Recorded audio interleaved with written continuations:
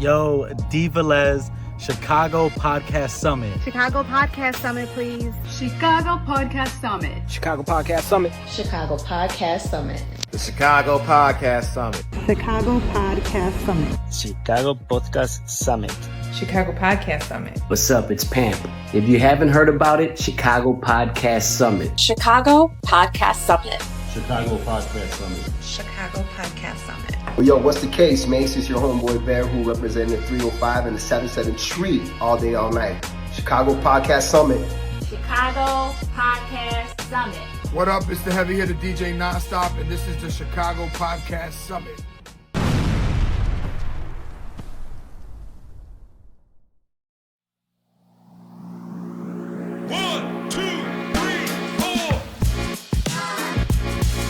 What's up? It's your boy Los from the Flavor Podcast. You are listening and watching the Flavor Podcast.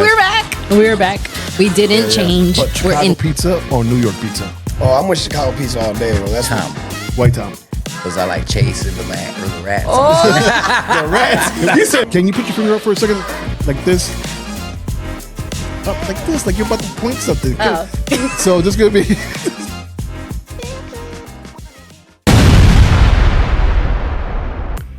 What's up? It's your boy Los from the Flavor Podcast. You are listening and watching the Flavor Podcast. What's up, Liz? Yo, Los, I'm back.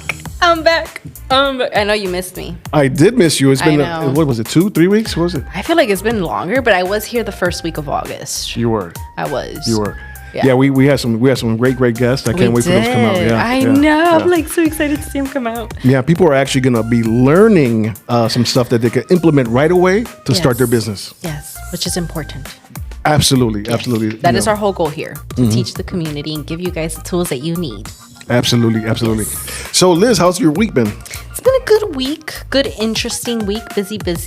We are planning for our camping trip with Pro Lions. Okay, a camping trip with your job. Yeah, the whole team. You guys, your whole team at your workplace goes camping. Yes, we all go camping all together. Cabins, if we want to bring tents. Your husbands and wives are coming. Everybody. Okay, that would be kind of weird if your husbands and wives are not coming. No, I guess that would be. And the kids too. The kids, anybody's welcome. If my husband and son don't want to come, I could bring my neighbors. I could bring my grandma. Okay. You guys want to come with me? Just let me know. I just bring y'all along. Can you bring your dogs and cats and any other I didn't animal ask you have in your about home? Pets, but I do remember last year a few people did bring their pets. So your pets as far as the dog, correct? Yes. Okay. I mean, I don't know. I don't think I would bring my cats. Los. They didn't bring a ferret or something. Nah, not the ferret. No cockatoo. Or my bearded dragon. Or the bearded dragon. The bearded dragon. No, okay. because then I would have to bring her whole tank. You know? Yeah, I just don't want that.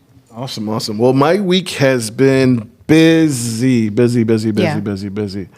Podcast is doing very, very good.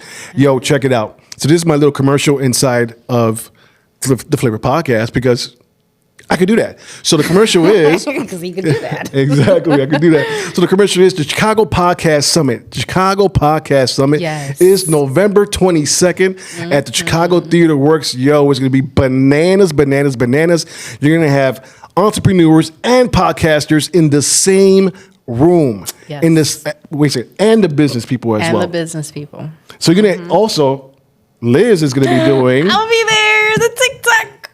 The TikTok influencer panel. The influencer panel, right? That's like a word that come out. Every TikToker doesn't like being called influencers. Some want to be called bloggers. Some want to be called whatever else. Internet personalities and whatnot. But we're going to have a panel where there's going to be TikTok people there, and teaching you how they made it, right? How they actually made some money being on TikTok, right? And actually, one of them, which is TikTok Terry, is going to be there, and he quit his job. He literally quit his job at Amazon, right? Because he's making money off TikTok. Right. He's doing this full time. Yeah.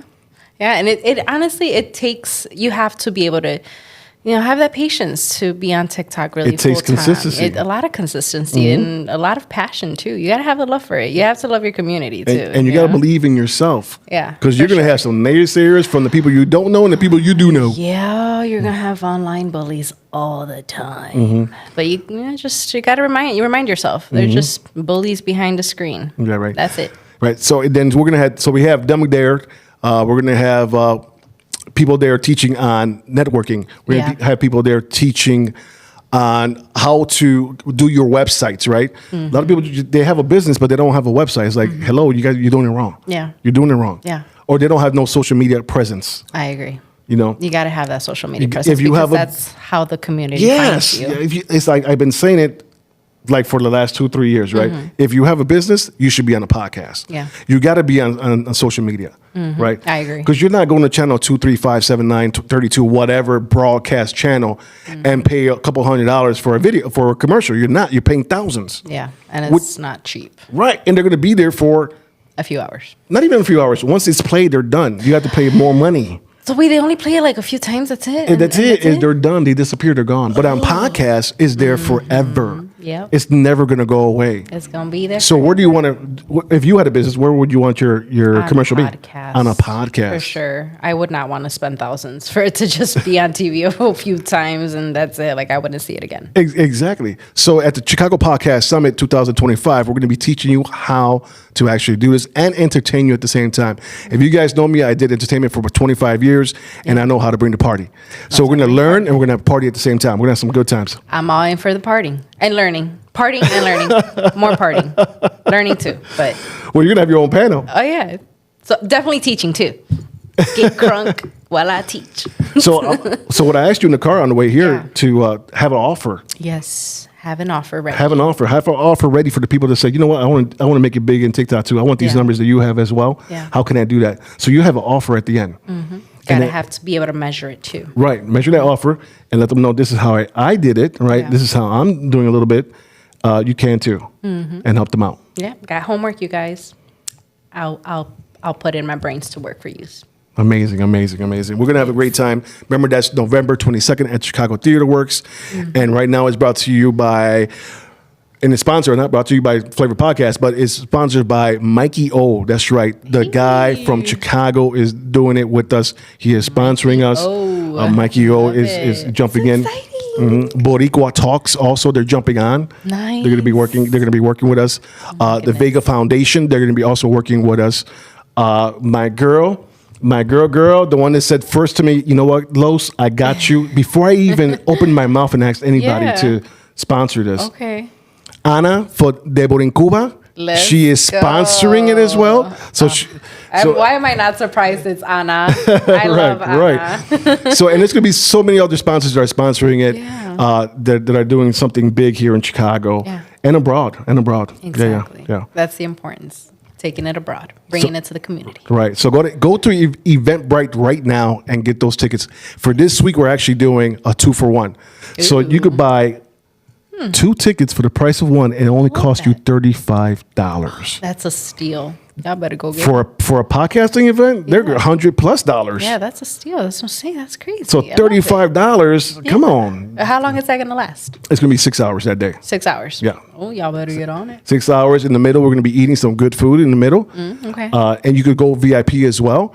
We're going to be for VIP. You go downtown the day before with the sponsors and the VIPs, and we're going to eat at a beautiful restaurant on the riverfront, a beautiful Italian restaurant. Oh my god. Oh yeah. So you want to get those tickets? If you want to eat with the heavy hitters, with VIPs and the sponsors. Hey, buy that VIP ticket. Yeah. Get that VIP ticket. Yeah, definitely. Go get it, guys. So that is my commercial. It was a very long one, but I could do that. But you could do that. It's your time. So Liz, you ready? Yes. It's time for Hot Topic. So what's your hot topic? So my hot topic for today, Cardi B won her case. Cardi B won her case. She won her case. Dude, they were suing her for $24 million. Wait a second. You're telling me she did not beat that 6-foot-something bodyguard or security guard? She didn't beat up the security. No, she didn't. Pregnant. She was disabled. But we know Cardi B. She'd be throwing stuff at people. I mean, she's very known for throwing stuff at people. But, I mean, come on, $24 million? That girl could have gone for $1 million. She probably would have won. Cardi would have said, "Toma, that's my lunch money." Yeah, she would have laughed at it. Like if it would have been petty. You know what? I got to think about that because Cardi's from the hood, and even at being this rich, she probably would say, "No, that $1 million is still a lot." You know what? You're right. And then the way that she was talking is like, "Girl, you're just playing with yourself." Like at this point, like, what is you doing? And I was on her side though. Like, seriously, come on. Just because you got money and because she has money, you're just gonna try and sue her. Like, but I think that's everybody. I think that's a lot of people that just be looking for people to just what? It's so pull money on. It is true. Yeah. I've came across those people that just like they find the opportunity and they take it. Well, I drive a bus for the city. You do. We get people that throw themselves in front of the bus. Oh no! Like literally, throw themselves in front of the bus. It's funny. I had this one guy one time. It was on Devon by Clark Street, and this guy actually walked in front of the bus. The bus wasn't even moving. Hit his body against the bus. When I'm stopped, people are jumping, walking on the bus. He hit his body, threw himself on the floor, and said, "You hit me." No. Hilarious. Everybody was laughing like, dude, get off the ground. We've all seen you throw yourself. Seen you. The bus is not even moving. Hilarious, dude. And it took him a while for him to leave. He would not leave. No, he was like, no, call the ambulance. You hit me. We're like, dude, everybody saw you do it. The camera saw you, bro. He's like, I'm going to do this, but I really don't want to get hit. I'm not fully committed. Clearly not fully committed. He scooted his body. He scooted his butt, like his whole body, it's underneath the bus to say, see, you hit me. I was like, oh my God. So I had to call it in, I had to call a supervisor. You still have to report it. I had to do it. The supervisor came and was like, are you serious? Get out of here. Dude, I would have been really upset. So we got some people that will do that kind of scam, I agree. I agree. If I hadn't been saved when I got hit by that Mercedes a few months back. Yeah, I remember that. You remember that? I remember that, yes. Had I not been saved, I would have had a broken neck for a while. But the thing is with that, and I always tell people, because I've been in many accidents working for the city, right? Yeah. A lot of people like hitting buses. I'm sorry, people hit buses. They think that they're going to get paid? So, no, this is the thing. If you're the driver, let's say me being the driver, you should always go to the hospital. Okay. Because you never know if something did happen to you. Yeah, that is If nothing happened to you, you're fine. You know what I'm saying? My job is going to cover it. They're going to cover my bill because I had to go check myself. But we came to see that I do have back problems because of all the hits. All the jerking back and forth when they hit you on the side of the bus or the back of the bus. Oh, I didn't think about that. You always check yourself out. I do have back problems. Oh. And Riz that's right. Riz, our lawyer, Riz. Riz that's right. did tell us to always go to the hospital, even if you didn't think you got, hurt or not. Yeah, always go just in case. People don't be scamming others if they got money. Just don't do that. Yeah. But anyway, on the side note, it is Suicide Prevention Month. It is. Yes. So we have to share the number. Go ahead. 988. Unwanted thoughts. I do have friends that I've lost to suicide.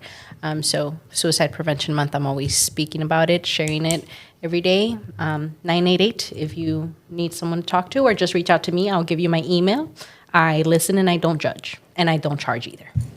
Awesome. People are going to be hitting you up like crazy now. Oh, that's fine. Talk to me about your problems, baby. I got you. But suicide, it's something I hold dear to my heart about prevention. Yeah. Because I am a survivor. Yeah. So this month, September 21st, at Joe's on Wee Street, brought to you by Mikey O, we're having a panelist of 8 people. Okay. I'm one. Yeah. Storytelling. I did see that. We're going to be doing some storytelling. I love so if you guys are around in Chicago, around the area, September 21st at Joe's on Wee Street. I like it. Come on down. It's a Sunday evening, about 6 o'clock it starts. Yeah. Come on down and listen to 8 panelists. It's not just about suicide. It's about a lot of other things. It's 8 panels. But the funding that I bring in goes to coffee, hip hop, mental health. I love that. I've heard of that cafe. Yeah, my guy Chris. Yeah. That cafe does amazing things. It does almost every day or every other day they do something there. Yeah. Just to help out people. So let's help out the people that need the help. It's not being weak. I'm telling you right now, I'm not weak. No. When I was thinking about doing stuff like that. And right now with mental services being cut as well, you need to have those safe spaces, and that cafe holds a safe space. Yeah, hugely. I mean, they have therapists in there. There. Like you show up, there could be a therapist sitting down. Chris tries to have someone there all the time. I love that. Because whoever walks in could talk to somebody. Someone to talk to. And if he doesn't have someone there, you could talk to him. He's always open to talk to somebody. He's amazing. Chris is an amazing guy. Yeah. Yes, he is. Well, thank you for sharing that with us, and make sure you go September 21st. Yeah. So my hot topic is Chicago. I wasn't going to talk about this, but Chicago is being invaded by the Department of War. The Department of War people are here to scare us. We're Chicagoans, man. Come on now. Oh no, we don't. Come play. on, come we on. Don't play, baby. Yeah, you got an M16. These guys got Uzis. It's like, stop it. But on a serious note, that was a joke. Yeah. On a serious note, guys, be careful out there because these guys holding M16s are kids. These are 18-year-old, 19-year-olds, 20-year-olds that just enlisted that are now holding these weapons. Yeah. Don't mess with them because you don't know, they get scared. They might shoot somebody. Yeah. You know what I'm saying? Yeah. And I know we have a bunch of knuckleheads out there. They're going to mess with them. Don't mess with them. Let them do what they're going to do. Go about your day and just leave that alone. Just pretend like they're not there. I think that's what's going to bother them the most. If we pretend that they're not there, like if we just don't even acknowledge their presence, they just want to agitate. You know, they give a reason to agitate, and they can implement martial law. Right. Don't give them the satisfaction. And they only have 30 days here. Yeah. 30 days, we'll get by quick. By the time you know it, it'll be Thanksgiving. We'll be eating pateles and acapullas and all kinds of other stuff at the table. Yeah. Don't give them that satisfaction. Yeah. So that was my hot topic. Stay safe out there, guys, and don't do nothing stupid to get these guys moving. Yeah. Be smart. Yeah. Be wise. Let them pick up garbage like they were doing in DC. Yeah, please. That was ridiculous. Yeah. Horrible use of our tax money, by the way. So her tax money. That's my hot topic. That was her hot topic. Yeah. You got some things to think about. She left you a number for suicide prevention. I told you about Entonces, which is at Mikey O's, the 21st of September. I also told you about the podcast summit, the Chicago Podcast Summit, November 22nd at Chicago Theater Works, which Liz will be doing. The TikTok influencer panel? No. The TikTok influencer, Internet blogger, whatever you want to call it. Internet people. People want to put on TikTok. She'll be hosting that portion of the show. Yes. And there's going to be some other things going on where you're going to be learning and scaling up your business and scaling up your podcast or your social medias. Yep. Come ready to learn. Take notes. Yes. Take notes and be entertained. Believe me, I bring it. Everybody knows Latin Soul Entertainment back in the day. Come on, somebody. You know how I do. So we'll be right back with our guest today, and it's going to be an amazing time. Yes, it will. Really excited. Awesome. We'll be back. Yo, what's up? It's your boy Los from the Flavor Podcast. Did you know that in a research study, Rashi has been shown to have anti-cancer properties, anti-tumor effects. It helps detox the body and regulates the immune system. Whether your immune system needs to be controlled or boosted, Gano can help you there. And natural coffee that changes people's lives. Get your daily dose of 150 antioxidants in 1 cup while enjoying the flavor of this beautiful coffee. Natural coffee never tasted this good. What's up? We are back, and that was Gano Excel Mushroom Reishi Coffee. Look at it is some great coffee. It's good for your skin, good for your gut health, good for your hair. If you guys noticed, the hair is getting longer and the curls are coming in. The skin. Looking like a fro. It is a fro. Oh. It's growing out. You just got to poke it out? You got to poke it out. I don't want to do that yet. You should. Because I'm trying to get the dreads. Let me see. It's like this. Oh, I got curls right now. Yeah. I got curls right now. Okay. I put some Soul Glow. Not as bald as you used to be. Soul Glow. What do you mean bald? You're talking about bald. Never bald. You're never bald. I was bald in 1992 when I was trying to be a gangbanger. Oh, God. Did you have a shag? Yeah, it was all shagged off. Oh, dang. Yeah. I had the half shag, like the shaved part with stuff. Yeah. Designs. Well, it didn't work for me because I wasn't a good gangbanger. I'm like, hey, I don't want to hit you, man. Just go away. Let's go. Come on. I see why they kicked you out. They kicked me out. I can see why I would have kicked you out. Go to church. Go to your Christian. I would have kicked you out too, Los. You got no business being here. Bye. Well, anyways, Gano Excel.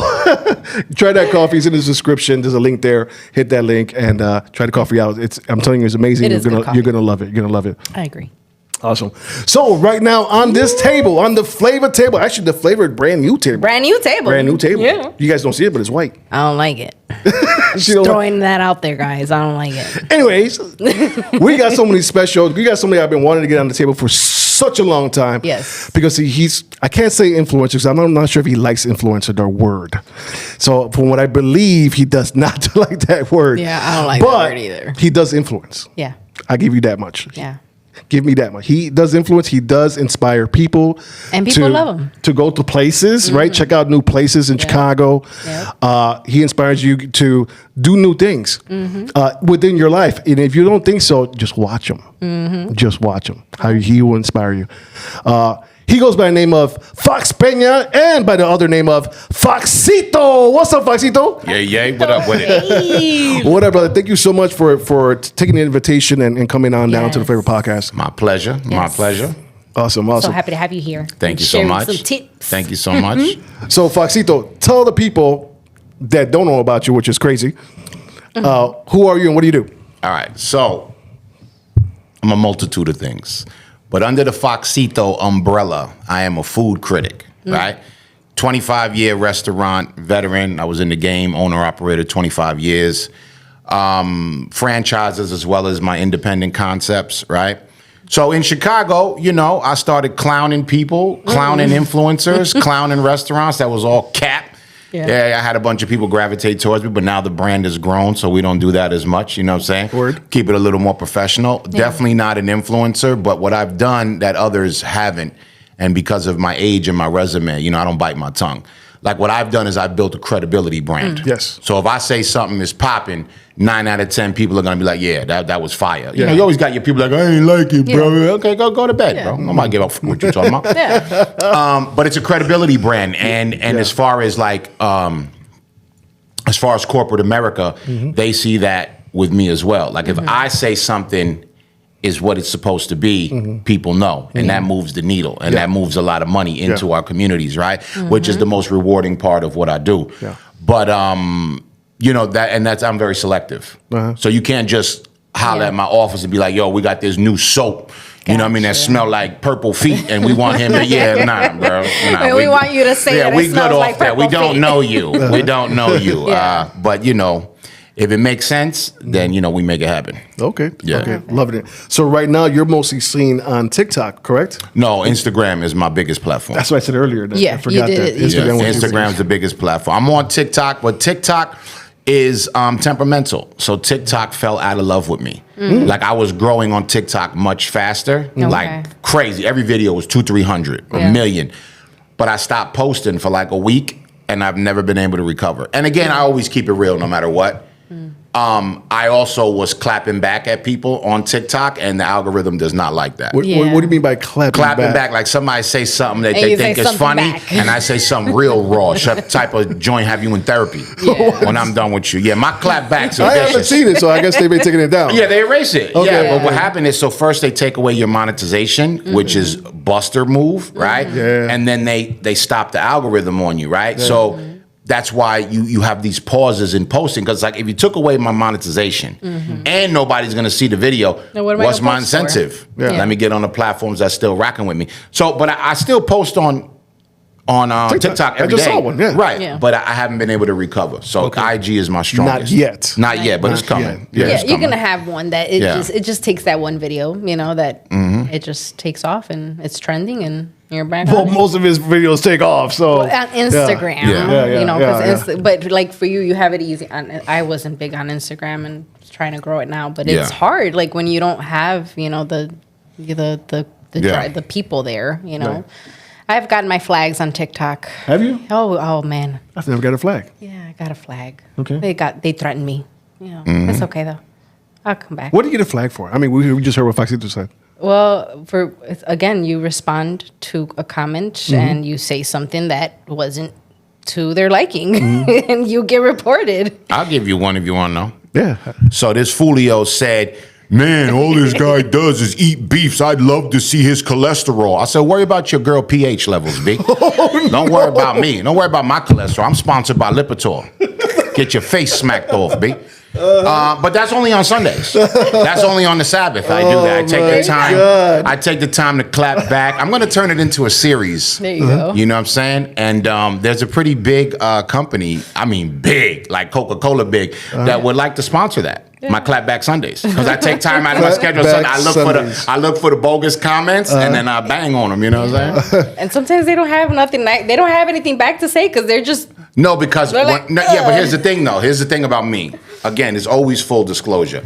you don't always get jammed up for clapping back in the comments. You can. No, I put it on my story. So I'll go through your page, get a picture of you and your dog-faced broad, put it on, say, bro, this is open to the public. I'm not sure. I'll tag you. You want to be famous. Woo, here you go. And they don't say nothing because they're like, man, he already put me in front of mad people. Like, where's it going to go? But, whatever. Yeah. This is what I'm saying. When you're like my age, when you're in your 40s and 50s and you're trolling, what a disappointment you got to be to your parents. Keep it real. Like all the sacrifices they made for you to be an internet troll, bogus. So get out the basement, man. Putting your name on orange juice. Tell my mom, don't drink much. But at the same time you're clapping back, they're getting some numbers now because people are looking. They might get attacked though. No, they're gonna get attacked. My audience, my followers, thank God, it reminds me, I swear to God, of the Beehive. Okay. Like if they're like, yo, that was bogus to say to Fox, man, they'll go attack them on their page. But 99 out of 100, and she'll tell you, their page is usually private. Okay. That's why I got to do some digging to get some photos of them. Okay. And post it up. All right. So but nobody getting no numbers off me, or else I ain't doing it. What always kills me is when they have like the stupidest thing to say. And you click on their page and they only have like 3 followers. Yeah. Like, why am I gonna waste my time with somebody that has 3 followers? They want 10 followers now. Yeah. No, but the truth of the matter is the people who do that from those pages, those are like their dummy pages. Yeah. They have real pages. They just don't want to be associated with that ignorant comment that they made. You know what I'm saying? So you got to show them some shine. You got to show them what you're capable of. Word. You know what I mean? But then, their fame is away in 24 hours because that's all the story lasts, man. Nobody think about you. Pretty much. Bye-bye. I agree. He said bye-bye. Bye-bye. I love that Sunday clapback, though. It's coming. It's going to be fun. It's coming. It's exciting. I'm open for it. It'll be my sinful thing on Sundays after church. Yeah, let's see what Peña just did. Yeah, exactly right. I like it. Purge, baby, purge. So Foxcito, you're from New York. Yes, sir. You're here in Chicago. What brought you to Chicago? I'm a real estate investor. Okay. Right? So back during COVID 18+1, I had a financial page, right? Selling financial services on social media. So anywhere from credit repair to real estate invest during the real estate guru era, right? Okay. And I did the same thing I did with the food. I came on clowning all the busters. Okay. Right? Okay. But, I have a real estate portfolio and whatnot. So I'm like, you want to learn what I'm doing, and I clicked up with some other people that was really in the game. Word. Right? So it was going good. And that wave brought me to Chicago, right? I fell in love with the property taxes here, which are high for you guys, but not high for a New Yorker at all. Because it's so high in New York so high already. in New York, right. Yeah. And it's relatively cheap here. And, I've been here 4 years already, so things have gone up, but you dig it. So I started buying here, liquidating in New York. Then I got involved in a relationship with someone, and then boom, I made it permanent over here. Ah. Yeah. I thought you came with that someone already here. Oh, no. I would never move to Chicago from New York. I'm just saying. There's no incentive. You met her in New York, so she lives in Chicago, so you came to Chicago, Oh, yeah. No. It was, it was like that. Okay. Yeah. Awesome. Good stuff. So you met her here? Yeah. Okay. During the real estate hunting. Okay. You're a realtor. I'm saying. I'm saying. Realtor. Yeah. So, what year was this again? 2000. This is 2020. Yeah. And then I moved here 2021, the top of 21. February 21, I moved here. But I had been coming during COVID, like, you know what I mean? It was easy to travel, by the way. The planes were empty. Yeah. During That's that what time. I was wondering. Like, you were traveling during COVID. Yeah, I wasn't scared to. Because I believed, it was relatively, right? It wasn't like a discount, but it was like 120, 125. Yeah, exactly. But I can still get that right now through United. But my point is that I wasn't scared to travel and get sick. I believed in herd immunity. I had got it early, and that's it. I never got it again. Okay. Mad people in my family, everybody vaccinated. They done had it 6-7 times through that. Not me. So anyway, I wasn't scared to travel, and it was easy to move around. Is what I'm trying to say. I would land at O'Hare. In and out, traffic. In and out. Nice. Feel me? Not no more. Yeah, no more. But there was no delay of flights. There was none of that stuff going on. So it was cool. Because everybody was at home. Yeah. So when you caught COVID, was it bad? Okay, so at the time I lived alone with my son, right? So I had sent them right away to his mother's when I got it. First 2 days was like cakewalk. The third day, though, I was bedridden until day 6. That was scary because I really did think I was going to die. And I'm like, man, I'm going to die alone in this mama. Because I couldn't get out. I couldn't get out of the bed. You didn't say it. Yeah. I couldn't get out of the bed. You know, you know how it affects your bones, your muscles. Yeah. So that was scary, super scary. But then, you know, so I would say I had not a moderate, but I'd say I had a serious case, but not hospitalization. So you lost a obviously. taste? Oh, all of that.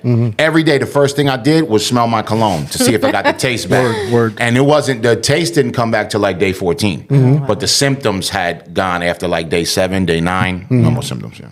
But you got them back. You got got it your back. smell, and because some people didn't get back. Yeah, I know. Some They people got didn't like get long their form smell COVID or back. whatever. Yeah, they crazy. They didn't get their taste back either. Yeah, when I got COVID, and I actually got it 3 times. The first time, I thought I was going to go to the hospital. I was ready to go to the hospital. You're kicking the bucket. Passed that one, got it again, didn't even know I had it Right. until I took a test. Third time, didn't know I had it, so I took a test. And then they let me back at work. But after You got jabbed? Oh yeah, I got jabbed. Oh, man. I got jabbed twice. Dang. I'm like, give me what you got. Shame. I don't care. I put worse things in my body. But give me what you got. Not me. Not I. Did you get COVID? No. I sure got COVID. Maybe like 2 or 3 times. Was it bad? No. No, it wasn't? No. Oh. I mean, it was like a cold. Because you're young. I'm old. I'm an old guy. Maybe like a cold. I mean, the body hurts. Like, you know how Foxcito said body hurts. Body aches. Body aches. But what I told you that I dealt with in 2016, nothing compared to that. Word. Like, Yeah. You know, I dealt with that. COVID was a little walk in the park. Word. It was nothing. I think what was scary was just thinking about my dad getting sick. I think that's what would scare me, like the older people, you know. Yeah, 'cause definitely. I think that's what would be affected more, so older. So did our parents get it? Did your parents get it? Yeah. They My dad survived got it. Okay. But one of my closest homies, though, that was a real estate investor from down south, he had a big internet presence because he had that old soul. He was a white man, but with that old soul from the South. And people loved him, and he was very successful. He got it, man. I cried like a baby because he texted me from the hospital. He was like, yo, man, pray for me. I can't breathe. You know, I don't feel good. And then his kid had hit me, who's about my age, his kid. And he's like, yeah, my dad passed, man. I know y'all were close. That busted me up. Yeah. You know what I'm saying? That was tough. Yeah. But yeah. Yeah, my guy, comedian Kenny Ortega from New York, he passed away too. And I was telling him, what are you doing outside doing comedy acts? He's like, we're outside. We can't be inside the building, but we could be outside. Yeah. I said, Kenny, he's a very overweight guy. Kenny, get out the outside, get home. And a week later, he passed away. Yeah, he got sick, passed away. Yeah. First time getting it. It was his first round, and he passed away on it. Yep. A lot of people didn't make it. I know in Mexico I had family that passed away.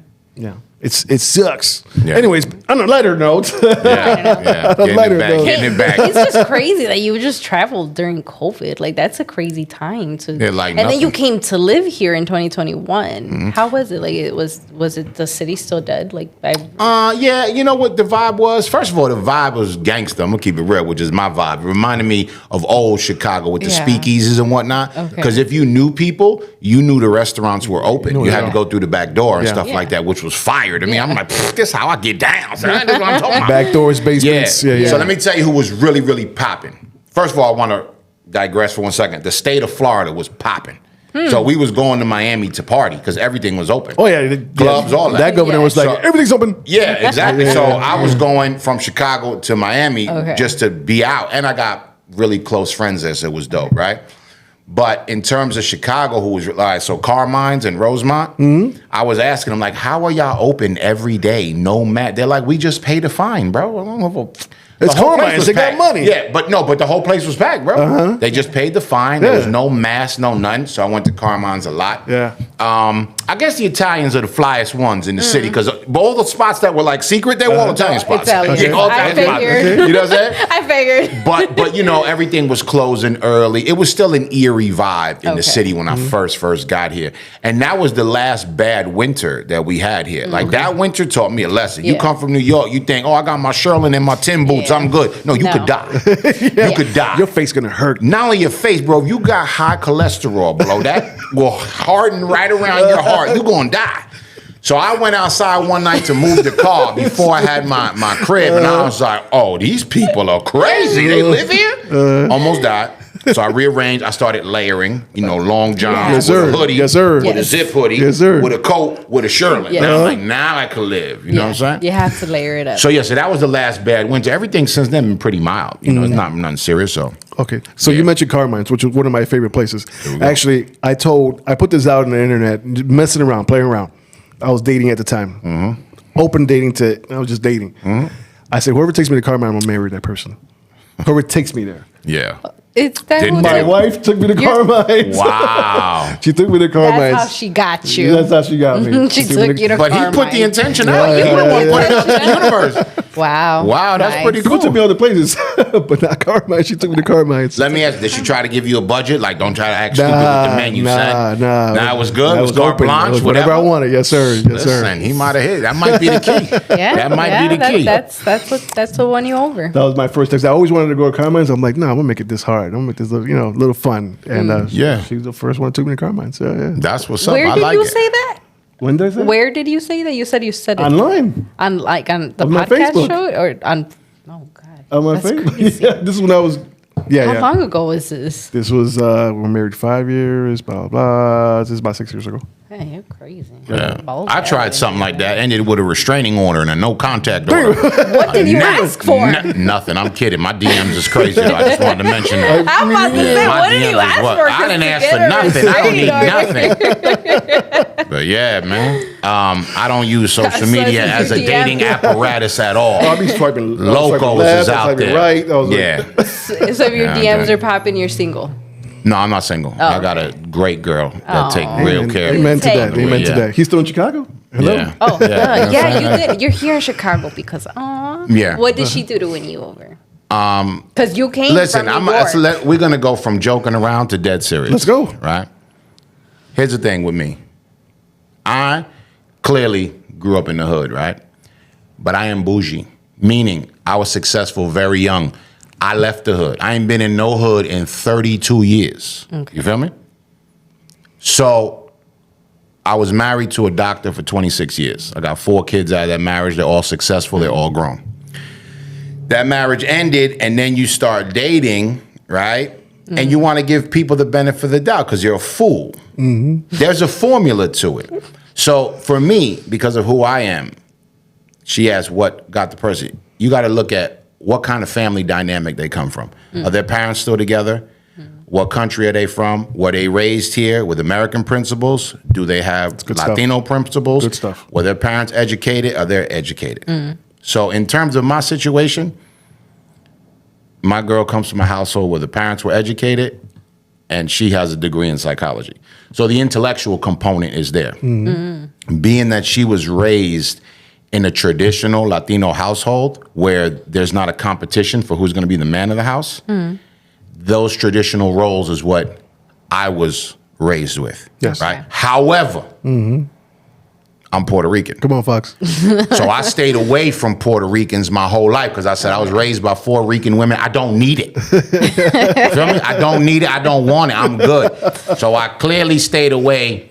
So, my girl is Central American and it all works. You know what I'm saying? The restraining orders and all that I talked about, that was Puerto Rican. Okay. That was Puerto Rican. Boy.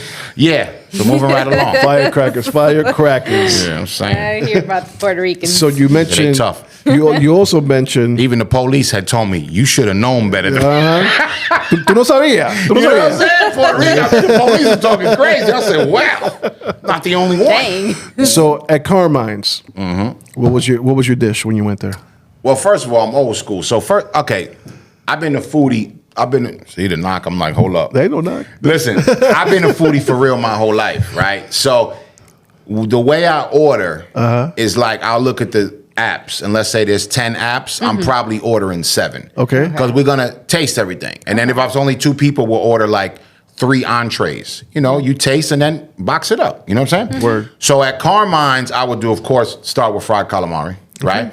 They got the eggplant tower, where it's eggplant mozzarella, right? Super I fire. didn't have that. Yeah. Then they got the cold seafood salad, which is squid and shrimp and everything, and like a lemon oil type of thing. It's served cold. The meatball app is fire, but as far as the main, you gotta get the chicken parm at Carmine's. Okay. I mean, the joint is like this big. That's bananas. You know what I'm saying? So yeah, that's the staples at Carmine's, but I can't get enough of that place. I love that place. Awesome. So you went to the Rosemont one? Yeah, Rosemont. Not the one downtown. I've been to that one downtown, but I prefer Rosemont. Okay. Because they got them big gangster booths in there with the black leather and all Okay, that. I haven't been to that one. I've been to the one downtown. Oh, okay, I feel you. Yeah. Okay, yeah. The Rosemont is the original cool. one. Yeah. I gotta give it a try. I ain't never been. Oh, it's really good. Sounds good. It's I lived really under a rock, so you know. So you got 4 kids, you said? 5 total. 5 total. And so after my marriage, because I had 4 girls, I was chasing a boy. Did you get Did you get your boy? Of course. Number 5 is a boy. I wouldn't be here. You never know. I wouldn't be here. Come on. I wouldn't be here. I would have make it jumped more? off a cliff. I would have said, yo, that's it. Big God hates me. 5 girls. Oh man, my cousin has 7 girls. He's still trying for the boy. He ain't getting it. He got to change the womb. It ain't going to happen. I'm telling you, work like a charm. Like, I rolled the dice like, wow. Got it. Yeah. But yeah, so you got to change the womb, man. You know what I'm saying? Because women say it's the man, you know, the X chromosome, the Y, the this, that. It's the acid in the womb, man. You gotta, call that. You gotta call that boy. I don't even know what to say. I'm just telling you, man. Listen, I look for any excuse to blame somebody other than me. I'm well researched. It's that acid. Gotta change. I will tell my cousin. Say, listen, I got some advice from a guy named Foxcito. I don't know if you're going to take this serious. Change the womb. Yeah. I don't know if you're going to take this dude serious. But yeah, change the womb. Got it. So Foxcito, you're known for the food stuff on the TikToks and the Instagram and whatnot. Right. But you're also known for the comedy that you do. Does that come naturally? Yeah, naturally. I've been like this since I'm a kid. I was just born like this. Always Were you talking the funny smack. kid in school? Yeah, but also the smart one. So that worked against me. So you were the smart kid in school. Yeah, no, definitely. I was the only kid in school wearing a fur coat, 40-inch Cuban with a pistol in AP classes. Chacho. For real. The only one. Why can I picture that? Yeah, anybody who know me tell you, yeah, this dude was a fool. Why can I picture you and Fat Joe being best friends? We probably wouldn't have been, because you hear his stories. He stuck up the whole school. Everyone helped him carry their things to the car. That would have never happened with me.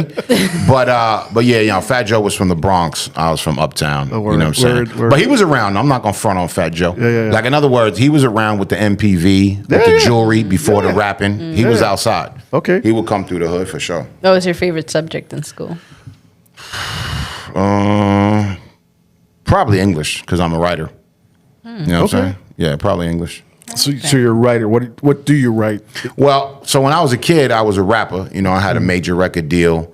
I had a publishing deal, so I definitely made some money out of it. But in terms of writing, like, in English, literature assignments, put yourself in this scenario, write 300-word essay on this.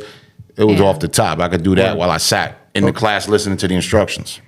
Love that. You know You get your smarts for your mom? No. I would say that 20 years ago, like, my mom's my best friend. Yeah, no. I got my smarts from God, bro. It's lucky. Let's go. It's just lucky. Let's you know go. what I'm saying? Okay. My sister's very smart as well. She's a super CPA, right? But it's a different kind of smarts. It's just different. Now it's just the luck of the draw. Some people are born 7 feet tall. You go to NBA. Yeah. I was born smart. It helped, but I would have probably rather had the NBA money because I'd be done already. I'd be done. Been retired. At this age, yeah, we Yeah, definitely I'd be be done by done. now. Yeah. Happy. So this age, you're in the 40s, 50s? Yeah, light. I'm in the 50s light.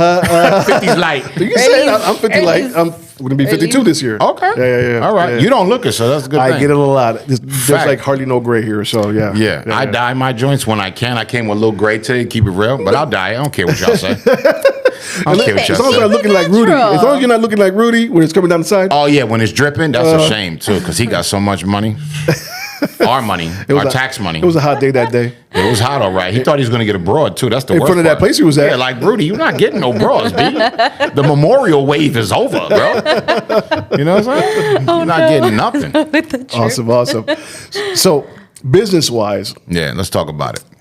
you do something else that some people just don't know about, and that's credit repair and plus. Yeah. Right. So, can you tell the people what you do there? Yeah, so I'm gonna take it all the way from the top. So here's the problem I have with social media and the Foxcito thing, right? Is number one, in our community, we don't know how to effectively communicate without insulting people. So if somebody feels a way about something I'm doing, it has to come with an insult.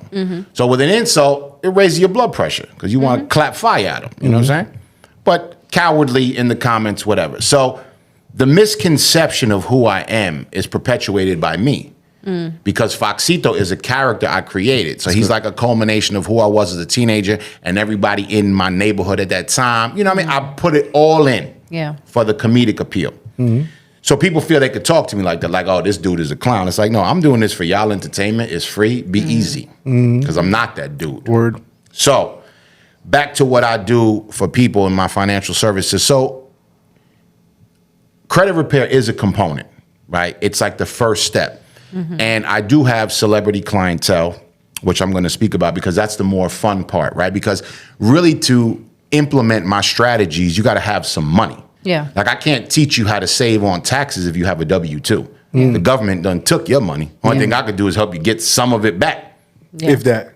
Because if you're not structured right, that's it. But so even guys in the NBA, guys in the NFL, they come in, their credit is shot. You know what I mean? Somebody might have used it in their family when they were younger. They might have made some irresponsible decisions as a teenager. So we start with credit. But the fun part is teaching people how to buy income, which is something that our government doesn't teach us on purpose. If you look at what they do exactly what I'm talking about, but it's not taught. So buying income is investing your money in assets that pay. So that could be real estate, but real estate is not for everybody, right? Could be stocks that pay dividends. It could be just interest rates, right? So the reason I tell my guys to get into real estate is, you know, because they say, you know, 90% of all millionaires are involved in real estate, but that's just not true. They're involved because you can depreciate your buildings. And while you're depreciating, you have incredible tax savings. That's why they get in. They don't really care about, you know, this building cost me $4,000 and I'm collecting $5,000 in rent a month. You think somebody in the NBA care about $250 a door? They do not. No. But at the end of the year, they might be able to write off 40, 50, 60, $100,000 in something they owe. You take it through depreciation, right? Then stocks that pay dividends. But because we come from such extreme conditions as a people, right? And we're disenfranchised from this knowledge. Stocks are still risky. You could do blue chip stocks, right? Yeah. They're not really rich, but some people are still like, if there's any chance of me losing money, I don't want it. Do it. Right.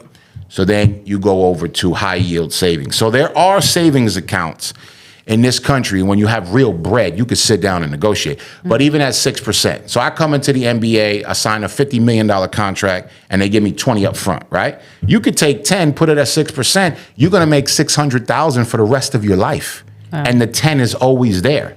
So what I do is I condition these guys like to live like that. Like there's nothing wrong with $600,000 a year, but you're going to make $100 million in your career. But lock this down. And when people need money from your family, you're going to pay them out of this money that's coming.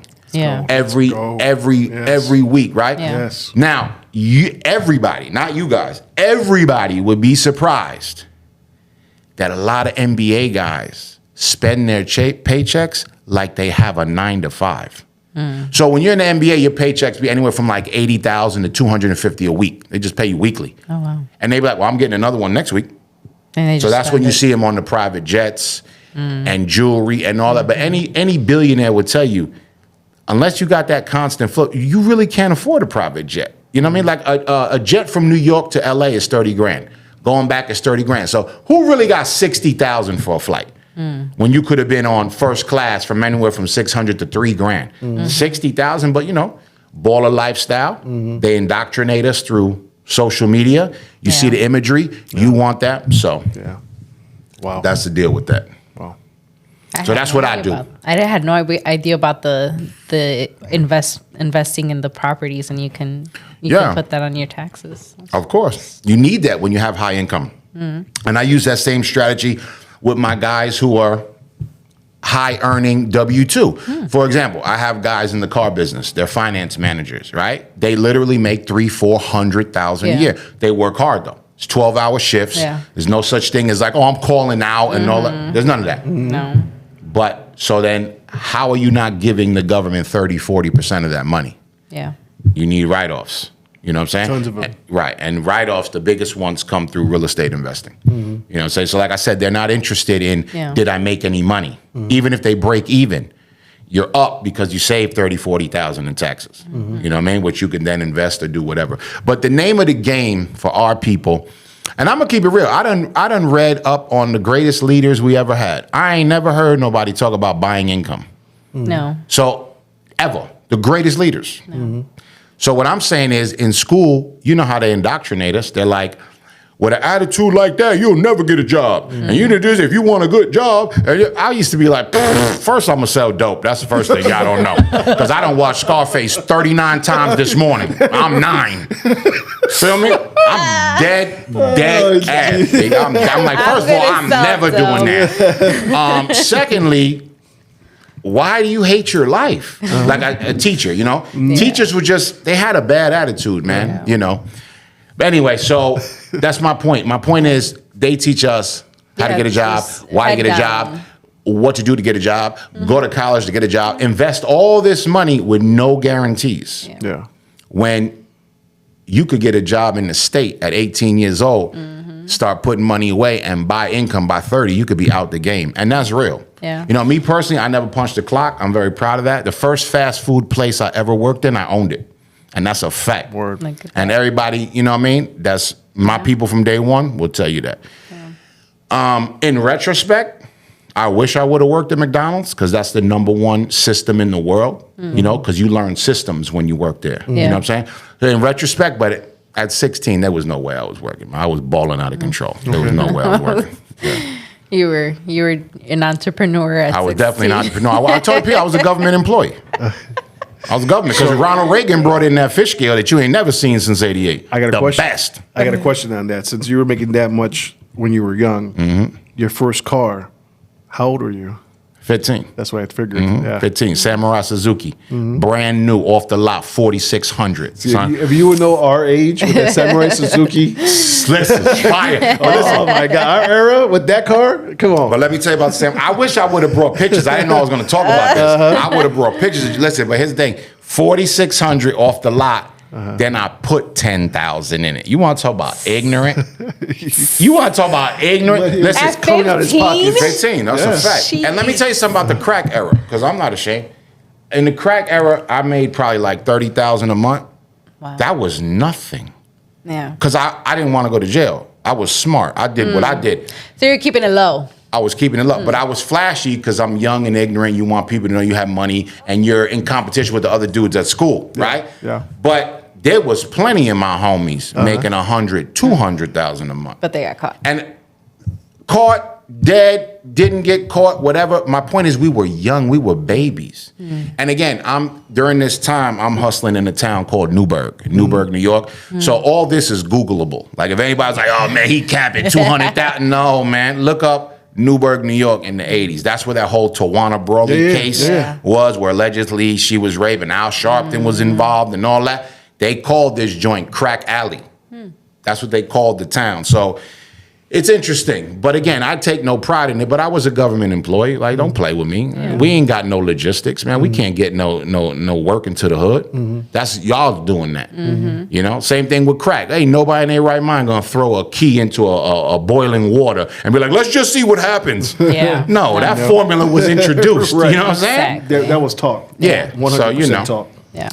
So yeah. I love this conversation. Listen, I love it more. I told you I was going a different way. I love it more. I love it more. So during those times, you were, of course, taking care of yourself, but also taking care of your family. No, No, you weren't. No. Okay. No, first of all, I'm the one selling the dope. Y'all ain't getting shit. Oh, Dead wow. ass. No, but I really couldn't. I keep it real because, you know, I come from a 2-parent household, working household.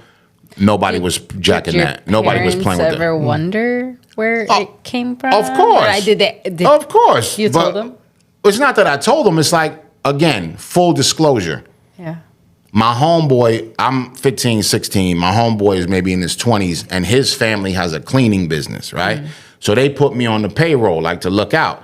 But my mother's an intelligent woman, so she's like, yo, where you getting money from? Woo. I'm like, yo, man, I got a job. Like, here's my pay stub. She said, Yeah, bring me an application where you can make $800 a month, bro. I want, because back then people were making $300 a week, and we're talking about 88. She's like, 89. Give me that job. Yeah, she's like, you full of, and then the material got so much that they knew what was going on, but we really didn't discuss it because it would have been a violation. You know what I'm saying? There was definitely respect in the household. Yeah. You know what I'm saying? But yeah, no, I wasn't taking care of the family. I was balling with me and my girl. That's it. The woman that I married. Yeah. That's it. I was balling out of control. That's it. So what age did you leave home? 23, 24. Okay. Now, here's the thing. So I stopped hustling, and then I got my record deal, right? So boom, I got money off that. Then when I saw that wasn't going the way I wanted, I took that money, I opened my first business. So I lived in a 3-unit, right? But the whole crib was ours.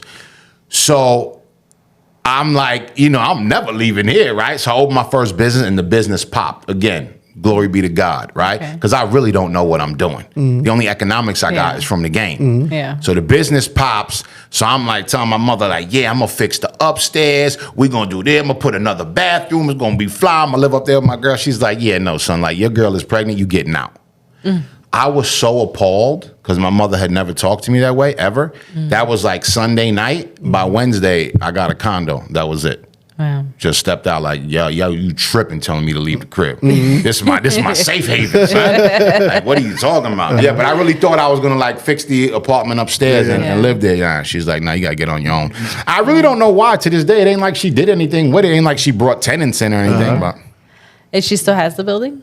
No, that particular one she sold. She sold that. Do you think it made you better? No. That she? No, it made me question loyalty.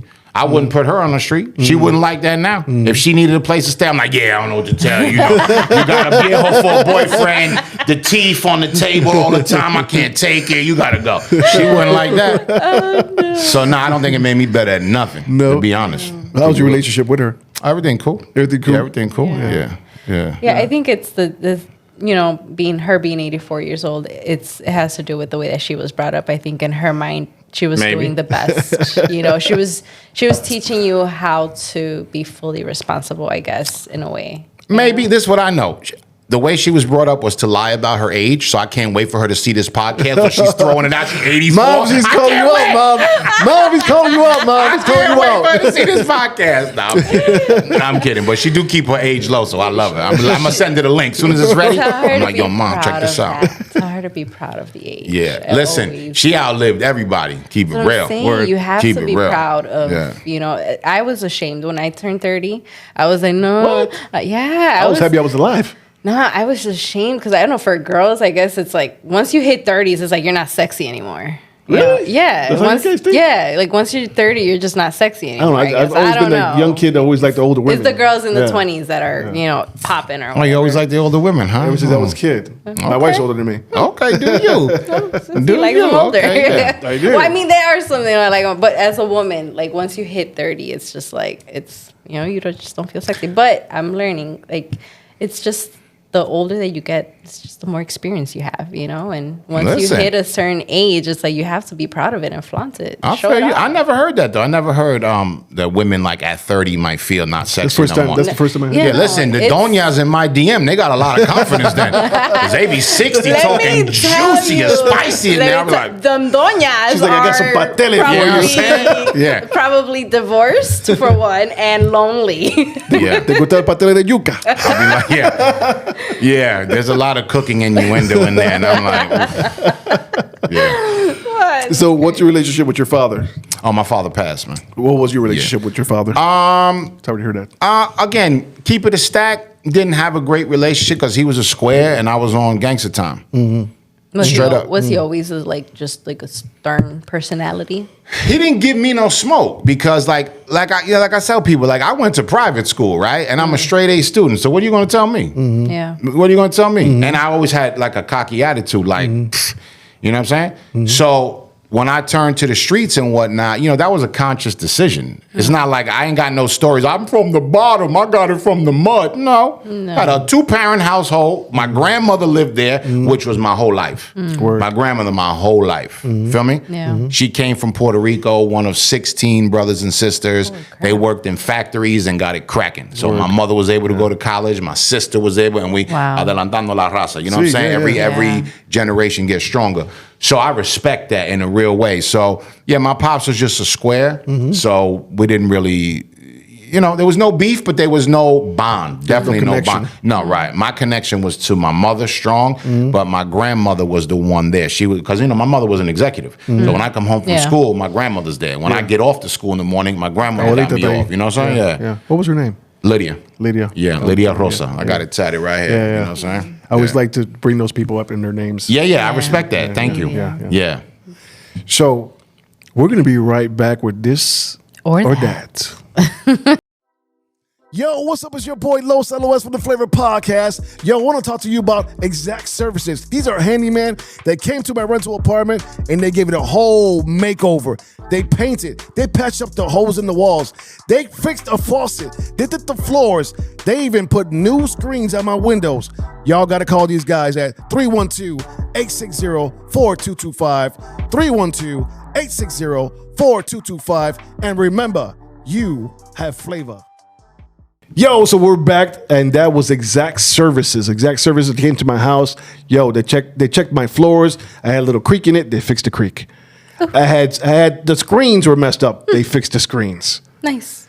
So Exact Services, call the number is right there. Call that number. We're back with Foxcito in the building. Yay. Let's go. So we're about to do this or that before we get into other business. So we're about to do this or that. So, are you ready, Liz? Are we ready? Fox, you ready to play the game? Can I tap in? Can I get involved in this or that? You're going to Can you ask those questions? No. The question is you're answering questions. My bad. I thought we were doing some commentary. I thought we were going back to Cardi B and her lawsuit. My bad. Okay, let's go. This or that. This or that. So you ready to play the game? Yeah. All right. Yes. All right. Cool. You go first. Go. So the questions are this or that. You pick one of them, of course. Right. And explain why you picked that one. Okay. All right. All right. All right, here we go. You go. And that might be silly, that might be serious, that might whatever it is. Yeah, don't mind what comes out of my mouth. Hang on. I'm ready. All right, let's go. Camera on Fox. Tom or Jerry? Jerry. Why? Tom was a goofy. Jerry had him.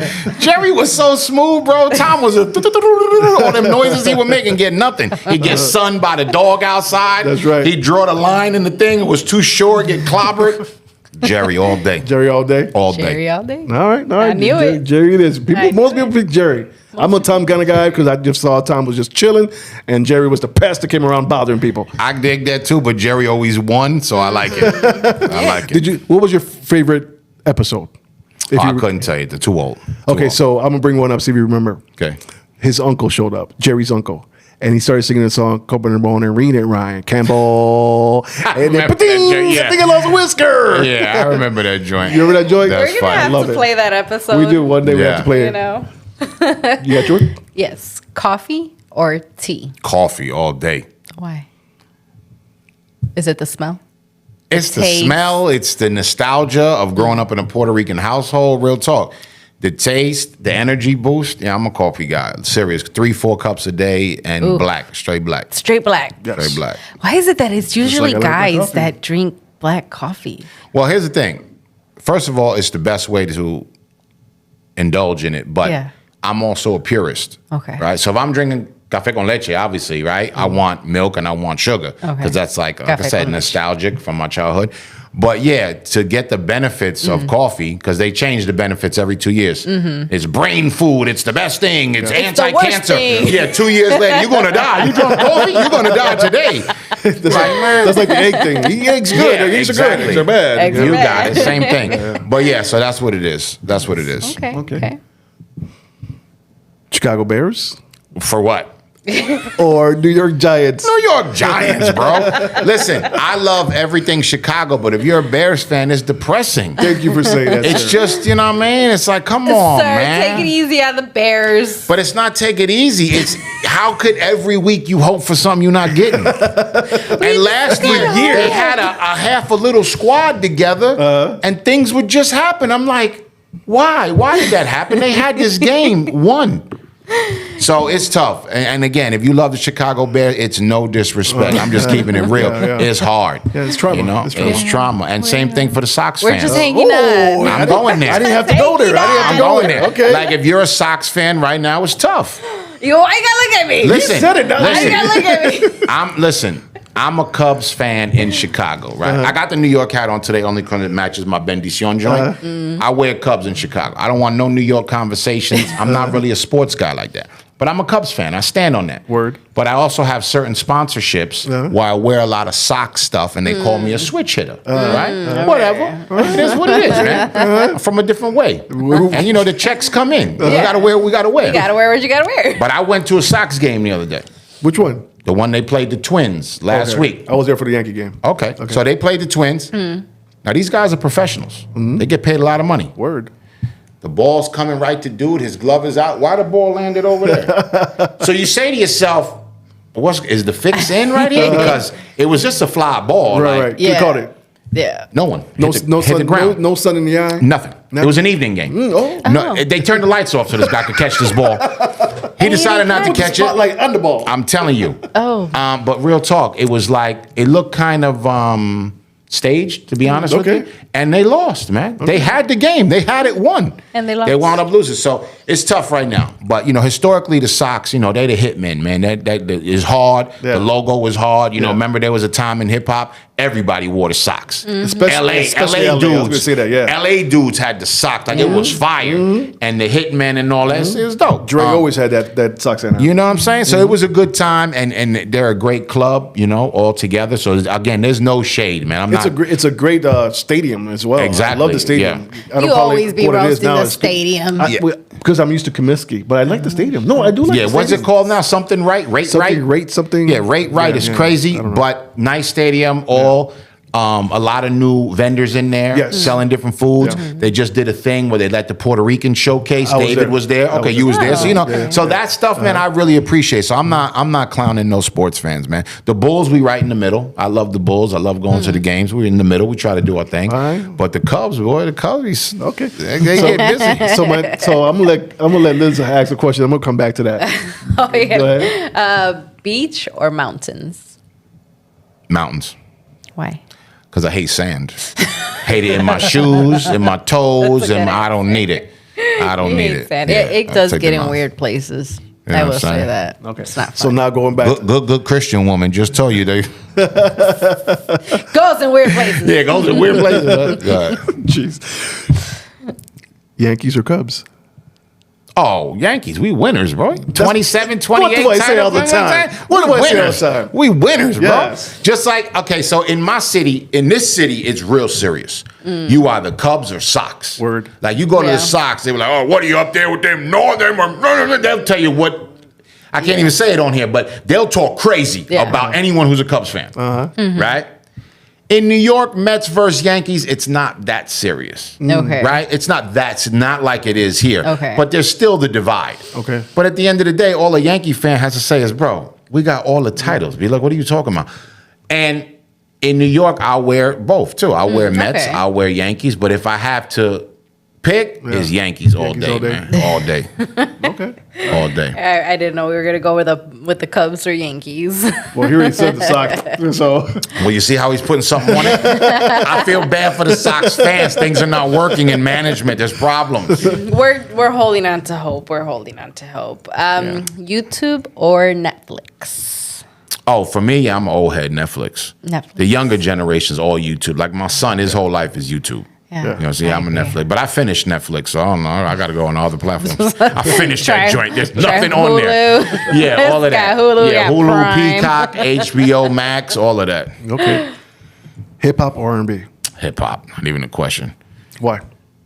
Because R&B is death music, and now it's sex and drugs music. What do you mean death music? Listen to a Tony Braxton album from the '90s. You'll slit your wrist at the end of it.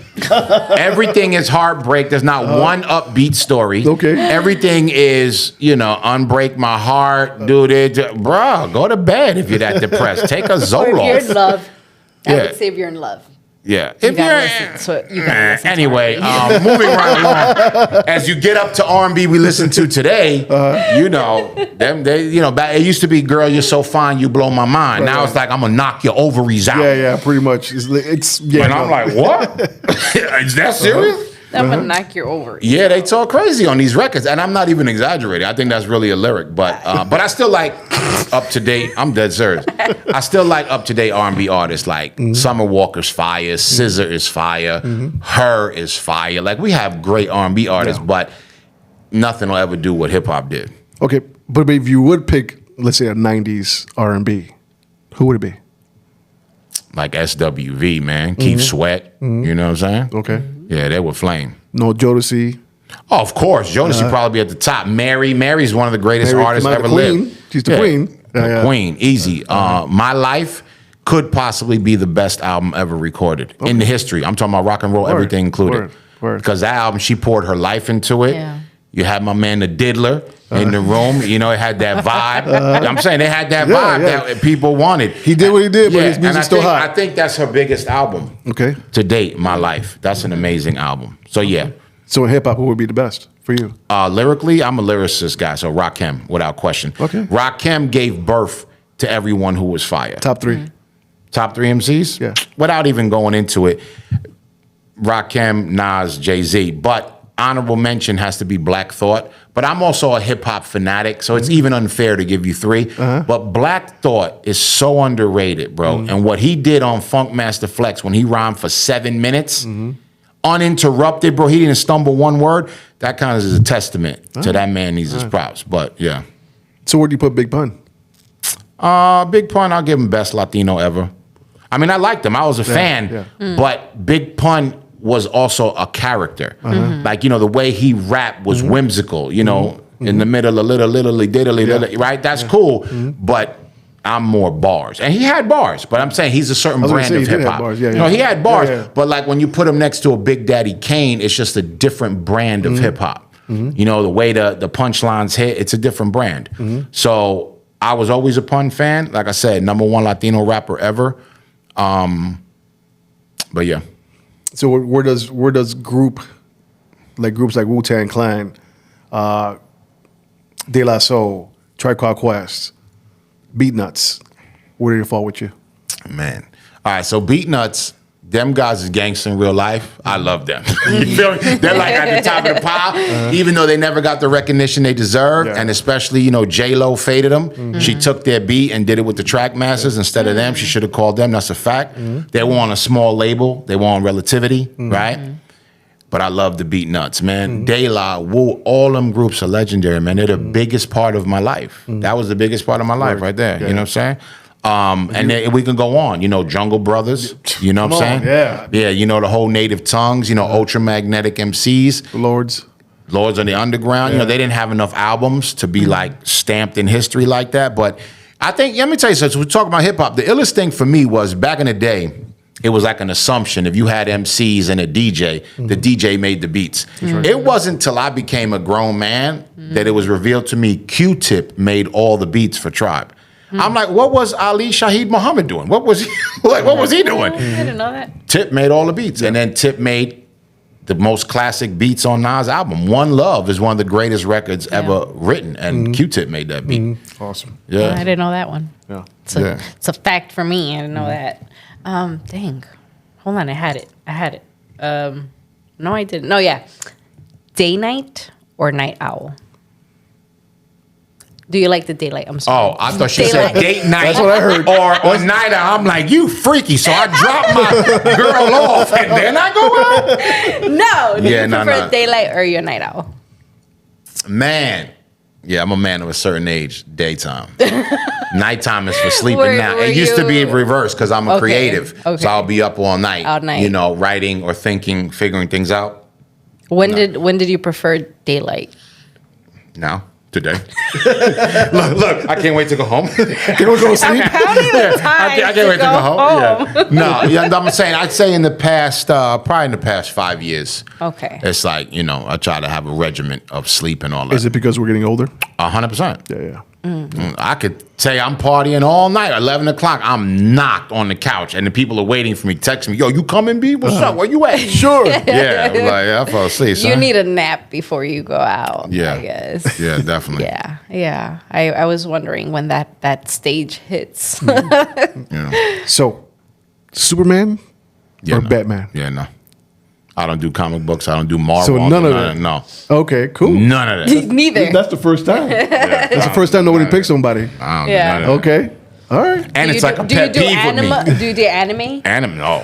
If he doesn't do Batman, Superman, he's not doing anime. Never know. Definitely. I don't do none of that. And like I said, it's like a personal reason too. It's almost like y'all touched the hot button on that one. Yeah, there's some good TV now. I don't mess with no cartoons, Marvel or the other one, whatever. None of it. You don't watch them at all? Nah. Like you won't go to the movies? Oh, definitely not. Hell no. The best it got for me is the Justice League when I was like 7. Word. Yeah. The Justice League was fire. Yeah. But other than that, nah. Never go to like watch a Marvel movie or anything like that. Okay. Yeah. All right. What you got against Marvel? No. Anything action, anything fantasy, I don't indulge in. You don't like it? No, it has to be real life. Yeah. It has to be real life. So superheroes? Yeah, none of that. None. Did you like it when you were a kid? Like I said, about 7. The Justice But the League. Justice League. All of them are in tights. Who's the Justice League? Everybody, all of them. That's like so Superman. Aquaman. So- was in there. I'm a Green youngin' Lantern. and I lived Lantern. under I was a gonna rock. say that. So- I'm a so youngin' we're in and our I lived 50s, under right? a rock. I'm in my 30s. She's in her 30s. So Right, she don't know about Justice League. You don't know about nothing the about Justice League. I mean, I remember the Thundercats. They were cool. They were cool. I remember the Thundercats and the Power Rangers. We're still in He-Man. We're still in Yeah. Spectre Man. You know, Yeah. we're in that Inspector phase. Gadget?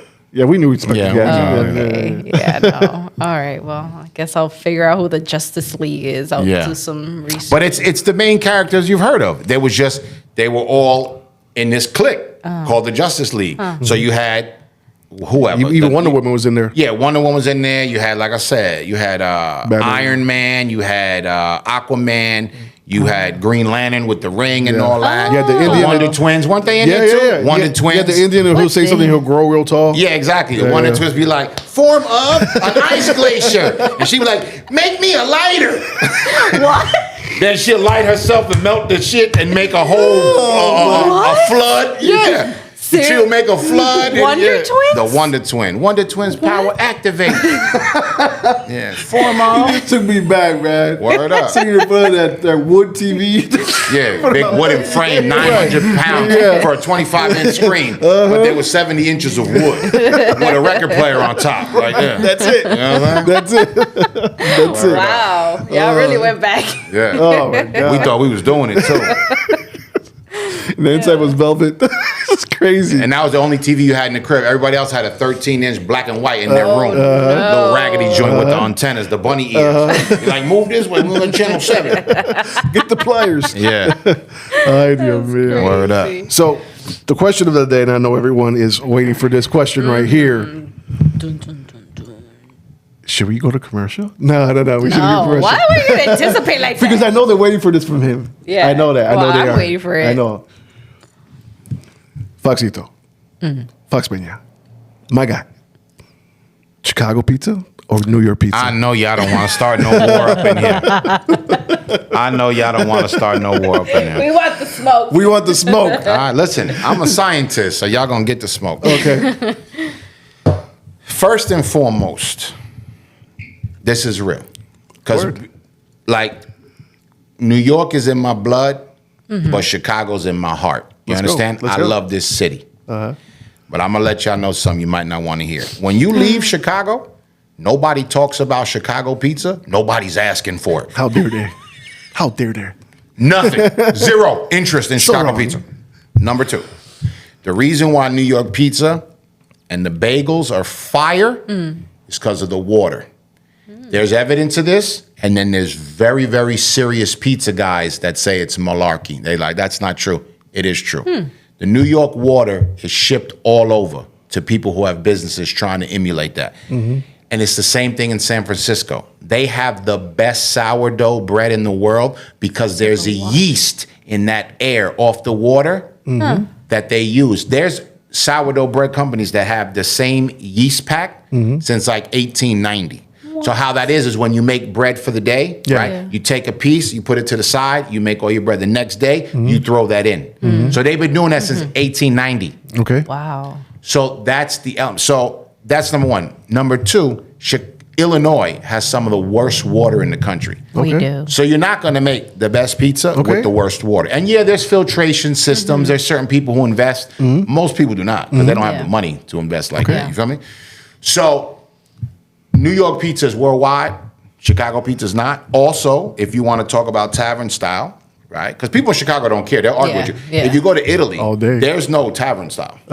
They don't care. Because they'll tell you pizza was invented in Chicago. That Italy got pizza from Chicago. That's what they'll tell you because they don't care. They just want to argue. But you dig what I'm saying. Yeah. It's a unique pizza. I've learned to love it. It's a spin on traditional pizza. Okay. You feel what I'm saying? It's a spin on like deep dish. That's a spin. Yeah. Pan, it's a spin. It's good, but it's not sought after like that. Okay. New York pizza is legendary. That is what it is. Yeah. So you go to New York all day. I stand on that. There's no problem I can't with that. even argue, and I can't throw my 2 cents in because I've never tried. Yeah, Mr. it. had a bad experience over here. I've for never several tried years. it. Several years, as I used to go to New York to find my comedians for the Yatu Sabe Comedy Hour. I used to be in New York a lot. I used to eat a pizza. So the pizza was like a Bocce's pizza to me. But maybe if you ever because you're ate Bocce's, that's my people. Like that's my man. Right. So and he know the crust is not, like in other words, if you went to New York and you had something that's Bocce's, the crust was too thick. It was way too thick. Off rip, I'll tell you that. You know what I'm saying? Yeah. And then Pizza Slice, which is his brother, right? Okay. Slice Factory. Okay. They just call it a giant slice. Mm-hmm. It emulates New York, but they don't call it a New York. It's giant. And again, it's very, very doughy. Yeah. New York slice is like this. You know what I'm saying? Yeah, every time I see a slice of New York pizza on TV, my mouth just goes like, There's 10 spots in New York. I was going to tell you. I can name off the top. We're going to do top 5. Let's do it. That'll change your life. Let's go. So you got in Brooklyn, you got Luigi's and you got DeFara. Okay. Right? Crazy. You got Scar's Pizza, which really changed the scope of New York pizza because the Italians controlled pizza for 100 years. Then the Albanians came in, right? But they didn't make legendary pizza. But Scar's is black owned. So that was a complete game changer. It had never been seen. Okay. And then he rose to the ranks crazy. Wow. You know what I'm saying? You got Joe's Pizza. It's another one. And then another one, New Jack's called La Industrie, and then Mama's 2. And 2 is spelled T-O-O. Where at? This is in Manhattan. Oh, man. Right? Okay. So just those right there are life-changing. But the thing is, there's probably, I'm jumping out the window. And these are all just pan, or they're not pan? no, not pan. There's New York slice. These are thin. Yeah, thin. Okay. They're New York, so you cut it like, you know what I mean? Yeah. The other thing about pizza that people don't understand because the conversation is just emotional. They just want to say, that sucks, bro. In New York, when we brag about pizza, we're talking about by the slice. Like you're buying it in the window, they're reheating it. Yeah. That's why the crust is so crunchy, and you're walking with it. Right. Other parts of the country, pizza's a sit down. Yeah. Where you get a fresh pie. Yes, sir. So when you love the game, you can respect everybody. Like I'm gonna tell you what, I came to Chicago and got put up on Detroit. I had never had a Detroit. Right? Everybody in town told me that Jets Pizza is trash. It's a chain because we don't have Jets Pizza, right? So I'm looking. They're like, but then somebody else said, "Man, don't listen to people. Go in there and get a Detroit 4 corners. Tell them you want it well done." Man, it is fire. Is it? We got one down the street. Yeah. It is fire. Yeah. But again, so now that was my first take. Yeah. Then you go to places like Paulie G's, right? My man Pizza Boy. I just went to this place Tivoli, which is I Love It, spelled backwards. Man, he's an award-winning pizza maker. He's out in Palatine though, right? It's outside of the city. Okay. He went to Italy and won awards. What? Feel me? Okay. So I'm just saying that you if you love the game, you can appreciate everyone's rendition. Yeah. You know what I'm saying? And Chicago has its inner wars too, like Gene and Jude's versus Jimmy. Stop it. First of all, Gene and Jude's is in what, River Grove? Thank you. River Grove, son? Yeah. People in there with cardigan sweaters? No, I'm at Jimmy's, son. Where the owner got the pistol on the outside. Let's go. He be serious. Yeah. I'm with that. They want you in and out. That's my energy. In and out. Yeah. Bro, the way they ignore people in there, the ignorant mofos, you know what I mean? They just be tripping online. They looking at like, you know what I mean? If you want it, we got it, fam. Right. Next. So so there's little internal wars in Chicago, and it's based on what neighborhood you grew up in. So if I'm going to a Yankee game, where around that stadium I could get a good piece of pizza? I don't do the Bronx, bro. You do the Bronx? I don't do the Bronx. Really? I don't do the when Bronx. When it comes to pizza? When it comes to anything, there's nothing in the Bronx but the Yankees, man. And I don't even know if Yankee Stadium, the new one, is actually in the Bronx. It's on 187th, I believe, the new Yankee Stadium. You know what I'm saying? I didn't even know about that. Yeah, the new one is like... So you don't even know where you're going. No. I'm just saying the Bronx is a bad example. But look, here's the thing. I'm not going to diss the Bronx at all. You know what I'm saying? I'm going to tell you this. So if you're in the Bronx and you want legitimate Italian food, like mind-blowing, you go to Arthur Avenue. Okay. Best sandwich shops, best Italian restaurant. And there's still Italian restaurants there to this day that's cash only and there's no menu. Mm-hmm. You sit down, community seating. Like it'll be us chilling and there'll be other people here we don't know. Oh. They'll be like, what you in the mood for? I wanted pasta. That got you. What you want? Okay, we got you. What? And they just come out with the most amazing food you ever had. And that's real. That's awesome. I'm not saying, I'm saying the Bronx is not where the big name pizzerias is at, is what I'm trying to say. I'm just saying, I go to games. I understand. If you go to games, take the train back down into Manhattan. You go to Brooklyn where I told you to get, because you already had bad experiences. I'm not sending you to the Bronx. Experience. Yeah. I mean, like the floppiness. I'm like, get to it. Here's the thing. Check this out, right? So on Fordham Road in the Bronx, there's a pizzeria on the corner of Fordham and the Grand Concourse, right? Mm-hmm. I ate there my whole life because you go to Fordham Road to shop. Okay. So I say when I do my New York tour, I'm starting there. So I go there, I get the pizza, and the cameras are already rolling because I got a crew with me this day, which I normally don't do. I do it all dolo. So boom, the cameras are rolling, whatever, and I'm talking my talk about it. And I'm looking at the pizza going, man, that pizza look crazy. Like, this is not what I grew up with. What's going on? So I picked the pizza up and I'm looking, and what it appears like the pizza was cooked. They cut it in slices. You know, they wait for you to come in, and they throw it in the oven. That's how we do it, right? Yeah. But it looked like they added mozzarella as an afterthought that I didn't order. So you got the yellow mozz from the sauce, and then the white. And I'm like, man, this is a tragedy. So I go on to tell my story about when I was a kid, and it's just a terrific rendition of New York pizza, and I love it, whatever. Bro, why this video went viral on 2 platforms? All the New Yorkers are tapping in, yo, B, you crazy. That's trash right there you got. You don't know nothing about pizza. But I can't really argue because I'm like, it looks horrific, right? So this is why we're avoiding the Bronx altogether. Okay. Nothing wrong with the Bronx. My people, NYC Halal, my people here in town, they got blazing chicken in the Bronx, which is the same. It's the same arm, sister stores. You know what I'm saying? Yeah. So the Bronx is cool, but when we're talking about big New York City pizza, we're talking about Brooklyn. We're talking about Manhattan. Word. So Manhattan. So the question is now. Yeah. Here we go, mother setup. All loaded questions here, ladies and gents. In Chicago, have you ever heard of a place called? Oh, this is not the one that we were supposed to go to. Natty's Pizza. Yeah, I've heard of it. Okay. You heard. This is like the third but time. He heard of it. Okay. I've heard of it. Have you had it? No. Oh, so you can't talk about it. No, I can't talk about it. But I think I'm getting set up here because somebody had just sent me an email. It said, go there. That's it. No name. Really? I swear to you. Wow. They're like, yo, I didn't send that email. Look, go to Nadi's. Bye. I said, that sounds crazy. That's not an address. Not, yo, it's in this neighborhood. You'll love it. Nothing. It just said that. But a few people have tagged me on the pizza. You're from NY, so you could go to the neighborhood. It's pretty tough. It's a pretty tough neighborhood. A lot of shootings. You're good. He's good. He's fine. Don't scare him off. Yeah, no, listen. South side of Chicago, Kedzie and 51st. All right. Now, listen, I've been all the way down to the 70s, you know? The 70s are good.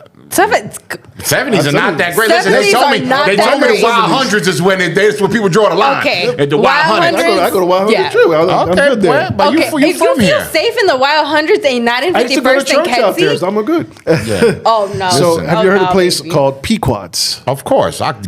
Listen. I don't bite my tongue in Chicago no more. I'm a historian out here. Let's go. At the beginning, I would tiptoe around because it's different culture. I don't know everything. I don't want to say the wrong thing, get contradicted. Yeah, nah. You be hard pressed to know more than me. So Pequod's is very good. But Pequod's was started by my man Bert, right? So Bert sold Pequod's, and then he, of course, had to sign a non-compete. Like, you're not going to open up. He got bored, could not wait for that non-compete.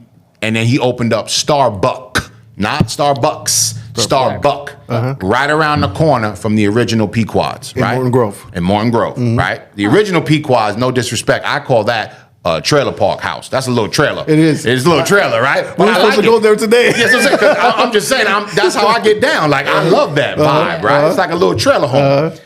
So around the corner, so he gets popping, and Starbucks calls him and says, Famo, not only did you take our name, you took the colors. It's green and white. Oh, no. So he takes the sign down, and it's actually in the restaurant right now. Starbuck. It's in there. And he called it Bert's Place. So I went over there. I sat with the family. They told me the whole story, how he befriended Anthony Bourdain. Right? Okay. Now, Bert was a very eclectic guy, from what I understand. God rest him. He's passed. He wasn't easy to get along with, from what the story goes, right? But him and Anthony got along because Anthony was a tough guy, too, a real tough New Yorker. So a lot of Chicago historians love to spin and say, Anthony Bourdain said this is the best pizza in America. He never said that, and ever in this whole life, ever. Oh. Anthony Bourdain is a New Yorker, true and true. He would never say it. He said it's the best pan pizza. Pizza. And this is where the confusion comes in. Because some people will say deep dish is Pequod's. Pequod's is deep dish versus deep dish. No. It's not really deep dish. And that burnt crust, like deep dish has the high buttery crust, like Illuminati or, the other one, Giordano. Right? It's a crusty high wall where these guys do this burnt cheesy crust that's more like pan. And again, not to diminish their pizza accomplishment, but Pizza Hut introduced pan pizza to the world with the coupons and all that. Because like I said, if you're outside of Chicago, you don't have all these options in pizzerias. Yeah. Right. It's just one kind of slice. Yeah. So it's reminiscent of the Pizza Hut, but with the burnt cheese around its fire. So my point is, I'm sitting with the family at Bert's, and they say he tweaked the recipe.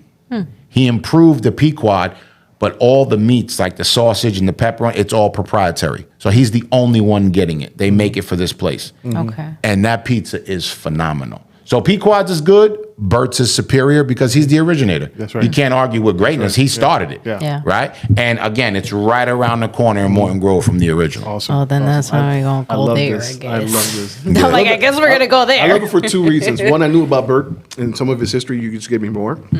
But I love that someone emailed you about Natis. Yeah. And that's amazing. I know. It makes me I'm happy. asking the question. It makes me happy. It makes you happy because only one person? Yeah, only one person knows about it. And they're really, really good. They've been around since like 1950 or 60s. Yeah. And the owner now is like the kid of the original owner. But I was like 5 or 6 when my dad would get pizza from there. Gotcha. And to this day, like I will drive an hour if needed to get my Natis pizza. Dodge the bullets. Okay, yeah. And I don't dodge, but I'm known there. They see me though as Tiny. She's good. Tiny's in a don't shoot Tiny. Now. Yes, let her go walk in, start the shooting again. Yeah, basically. Make sure Tiny gets in there. And I just make fun of it. I've never been there, never had it. But she just said where it was at. I'm like, ooh. Yeah. It's a rough neighborhood. Don't worry about it. I mean, it's not that bad anymore. It's gotten better, Listen, here's the thing. Everywhere got rough neighborhoods. Get in and out. Handle your business, in and out. Exactly. Goodbye. That's it. Yeah, there you go. That's how I look at it. But I say this as well. If it's that good and people are going to that place and continue to go, it's got to be really good. Yeah. Just like the tacos in La Villita. Yeah. Best tacos, if there's no bullets flying by, they're not that good. Yeah. My friend got shot. Yikes! Over a taco? For getting tacos. This is not an exaggeration. This is very serious. But like a stray bullet, or no, they caught it was him slipping? aimed. Like they were aiming for her. Like they like for her. Yeah. Was she like what she ordered? They didn't like what she ordered. No. She. You know when you're young and dumb and you make bad decisions. Got it. And then you don't like take ownership, accountability, and me, I've apologized. I've reached out.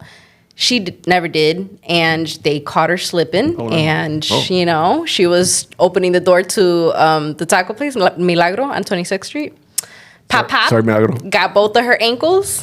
Dang. Yeah, so serious. That's tough. All right, let's get back to that's a tough recovery too. Let's get back to some funny stuff. That's a tough recovery in the ankles. Tough recovery. Let me tell you, it was rougher, but tacos were worth it. Awesome. We're gonna be right back. We're gonna finish up. Foxcito's gonna drop some gems, and you guys are gonna learn how to level up a little bit. All right? Yes. We'll be back.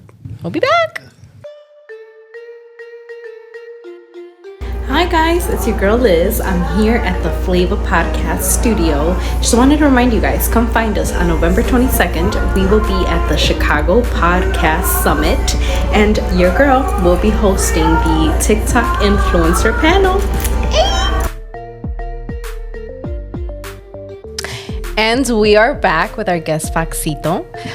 Just want to remind you guys, Chicago Podcast Summit, November 22nd, 2025, Chicago Theater Works, is it? Yep. All right.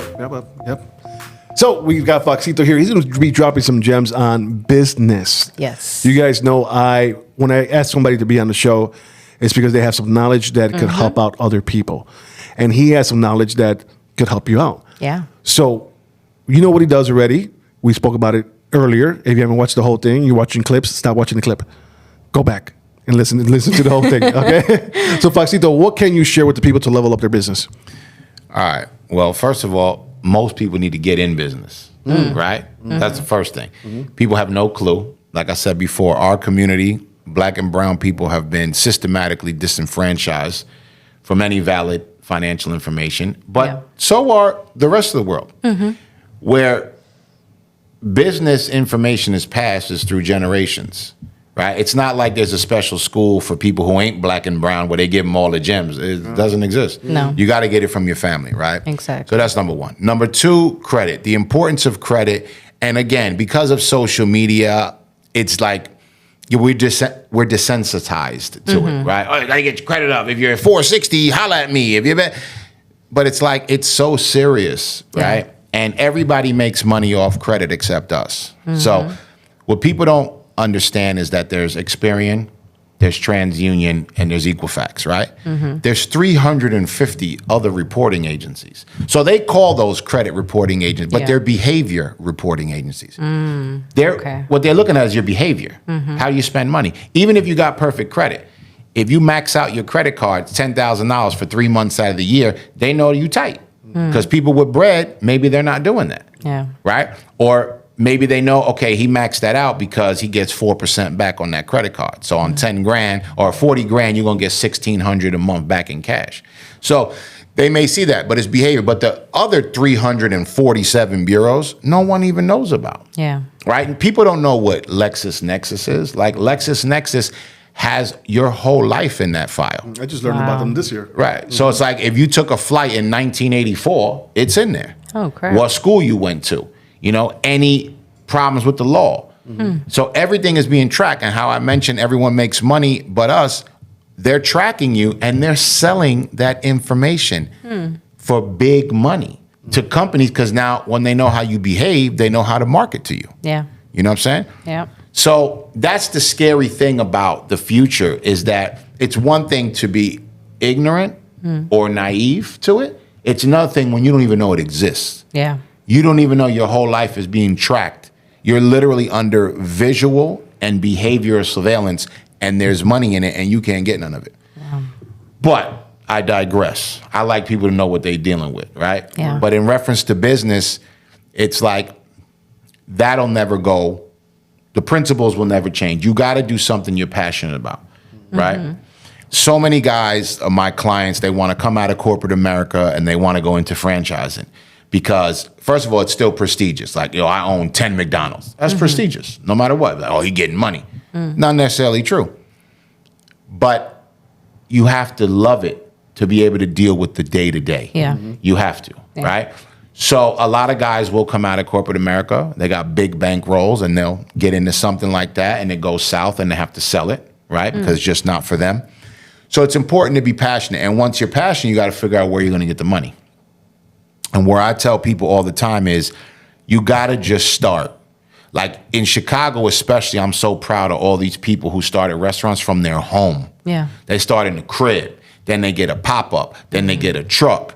Then they open a brick and mortar. Like, you gotta just start, right? So one of the things I do, like community outreach type stuff, is I work with people who are re-entering society from the being incarcerated, right?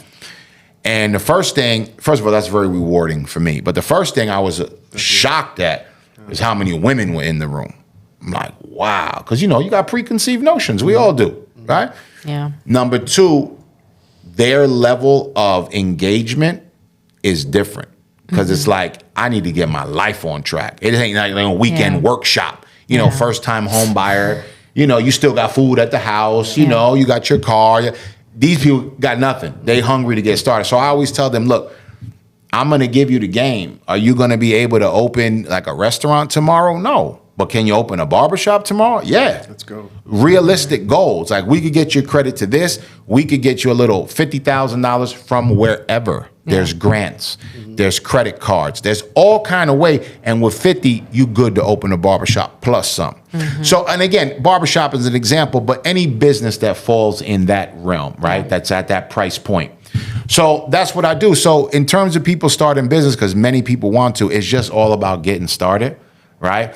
And there's too much on social media about, oh, I quit my job today finally to be an influencer. You wildin'. It don't even work like that. Because if they shut off the internet tomorrow, you're going to be begging for that job. So that's crazy that people think social media is their business when they don't own the platform. Exactly. You know what I'm saying? That's crazy. The other thing is, you know, I quit my job to fulfill my dream. You don't have to quit your job. You just got to work harder. And that's just what it is in the beginning. It is with what it is. Anything. That's what I'm doing in the beginning. And even if somebody is funding your life, right? You still got to work hard because now you got more time to dedicate to it. Yeah. So even if you're being funded, so don't be afraid to continue to work and chase it, but you got to get started. That's the main thing I tell people, because talking about it, you know what I'm saying? What's that phrase? Paralysis analysis. Where you going over the plan so many times you become paralyzed. You just got to jump out and do it. You know what I'm saying? And, you know, that's the best advice I could give for people who want to get into business is just do it. Everything else will fall into place. It really will. The biggest step is the first because you'll figure it out as you go if it's for you. If it ain't for you, you're gonna know because it's gonna be the obstacles will become too big. You're like, man, you'll know right away if it's not for you. That's how I feel. So coming from New York and starting a business here in Chicago, was there an obstacle or was it just easy? Nah, because when I get to Chicago, I'm a veteran already. I'm 25 years in, 30 years in. You know what I'm saying? Nah, there was no obstacles for me. The obstacles for me was when I'm young, right? And a lot of people might not even know this exists, but it like bankers hating on me. Like that was my obstacle. So like I opened my first business, right? Through the grace of God, it's explosive, right? I'll tell you what it is. It was a music store, right? But the hook was the music. So we selling mixtapes and mixed CDs and hip hop and all that. But the moneymaker was communication. So I had beepers and I had prepaid cell phones before there was prepaid cell phones. So people would come in, especially the hustlers, be like, hold on. Like, you don't even need my name? I'm like, nah, fam, the phone is activated. Toma, it's yours, go. Couldn't understand it. The name of the company was called OmniPoint. OmniPoint turned into VoiceStream. VoiceStream is T-Mobile today. Feel me? But it started from OmniPoint. We had Ericsson phones this big. And I killed them. I know VoiceStream because I used to have a beeper store. There you go. Okay, so you know the vibe. Yeah, beeper. So we had AirPage and we had SkyPage. We had all that. Where my talent became profitable is I approached these companies back when no one was doing it, and I said, I want you to sell me the beeper with 1 year service, the phone with 1 year service, but you have to cut it off at the end of the year. I don't have the manpower and I don't have the time to get in a database with cutoff dates because we're in the front selling music. The store is cracking. I got clothes in there, all that. So that's what set me apart. So if I got an Ericsson phone, it cost me $29. They were $200 retail. But with a year worth of service for $79, I could sell it for $300. And I was killing them all day long. Same thing with the beepers. You know what I'm saying? So I just jumped out the window. I didn't know if that was going to work, right? But I did it. So now I say, okay, I like the phone money. So now I go to the burbs with it. And I have a 9X store, which is now Verizon, right? So I'm only now allowed to sell 9X products, right? But the thing is, we get the phone from China for $40, right? We get the leather case, the cord, everything, maybe 79 cents for both. So the cord we retail for $20, the case $20, the phone $200. People will come and I say, everything free. Here you go. Because 9X was giving me a check for $360. So I'm netting $320 per customer. Again, marked them, millions. But what happened is we were test dummies and we didn't know that. So 9X turns into Verizon and Verizon says, wow, look at all these little small fries making millions of dollars. Let's open up a corporate store right next to them. And then now let's go digital. So now my phone that was $40 is $360 my price. And they dropped the commissions to $240. So now when a customer comes in, we got to get, it's $200 down. He throws out, you know how that go. And it changed the landscape of the game. So I got out, but it was a good run. You know what I'm saying? So I forgot where I was going with that, with giving an example. But again, we're talking about just jumping out the window and getting to it. You know what I'm saying? And finding your passion and running with that. It has to be something you like. You know what I'm saying? The first store I opened, I'm coming right out of my recording contract, coming right out of the deal. So being around music. And it was a natural fit. You know what I'm saying? I opened up right in my own neighborhood. So everybody knew me. So it's kind of easy. You know what I'm saying? It was easy to transition, you know? Bankers hating. That's where I was going. So now I got this 9X store and we're doing tremendous money. But now I go to the bank and I'm like, look, I needed $200,000, $300,000. And they're looking at me like, what? And they're looking at my credit and they're like, hold up, fam, you got a Bentley? Your payment's $2,700? You got a $500 and your payment's $1,700, but your mortgage is $899? Like, you a clown. Like, they would literally talk to me that way. And I was like, you're just mad because I'm getting it. But I'm getting the loan, fam, because I know people. So again, my mentors were some fairly powerful people, and it's always full disclosure with me. My godfather, Junior Garcia, he's still alive, nut. He's Puerto Rican, right from the island. Sounds like Scarface when he talks. I don't know why, bro. You've been here 60 years, bro. But he had 99 pizzerias. So he was that dude. He made bread. And then he made like an Italian food, cash and carry. Literally made bread. Yeah, literally made bread. He did a cash and carry, like for pizzerias. Yeah. But it was a real food distribution, like Cisco or U.S. Foods, but smaller, right? But I bring him up because he was linked in with all the banks. So I would just go cry to him. Like, yo, you know what they told me, man? They told me. He'd be like, what? So he would come down and regulate. And then he would also insinuate that he was my partner. But it was none of their business, right? Because when I have a business model and I have a real business plan, et cetera, it's like it's laid out. I got the credentials. I have the money. I have the credit. I have the assets. Because that's another thing. When you go on a loan from the bank, you heard that, like they only give money to people who don't need it. Like if you have the money in the bank that you need or you have a lot of equity in your house, they're going to give you the money. You know, same thing with the SBA. Like they'll give you the money, but they're going to lien your house. You know what I'm saying? Which sometimes that's the only option we have. So it's cool.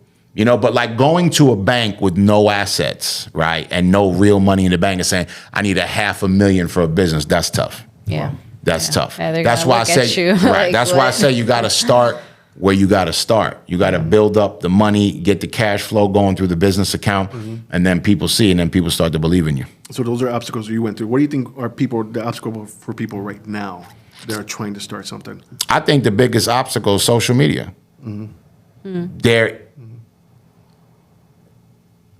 It's the word I'm looking for. It's just constant imagery of how easy entrepreneurialism is. When right? It's not. It's not. Like you see all these people, I'm sold out. I'm selling the crib, sold out. Yeah, you're sold out till the Board of Health comes to your crib because you advertising that you cooking out your house, which is a violation in many municipalities, right? It's not allowed, right? So on and so forth. So social media makes everything look so easy. I don't see anybody, not one person on social media with a business that ever sits down with their accountant and explains to people. Like, yeah, we sold out, but this is what cost of goods was. This is what the electricity was. This is what employees were. This is what gas was. This is what insurance was. Not one. It's just success, success, success. So I think that's the biggest obstacle is that there's false expectation that's presented through social media imagery. And then, of course, banks have changed a great deal, right? They don't lend the way they used to, again, because of social media. And if people think I'm bashing on social media, you could debate me publicly or privately. The whole real estate guru thing from the early 20s, right? 21, 22, 23, taught people how to get these credit cards, right? And I told you I would come on bombing on them. I'd be like, okay, you got an LLC, you have a piece of paper, congratulations. That's good. People be like, oh, I got a business. What business? What's funding it? Oh, I got my LLC.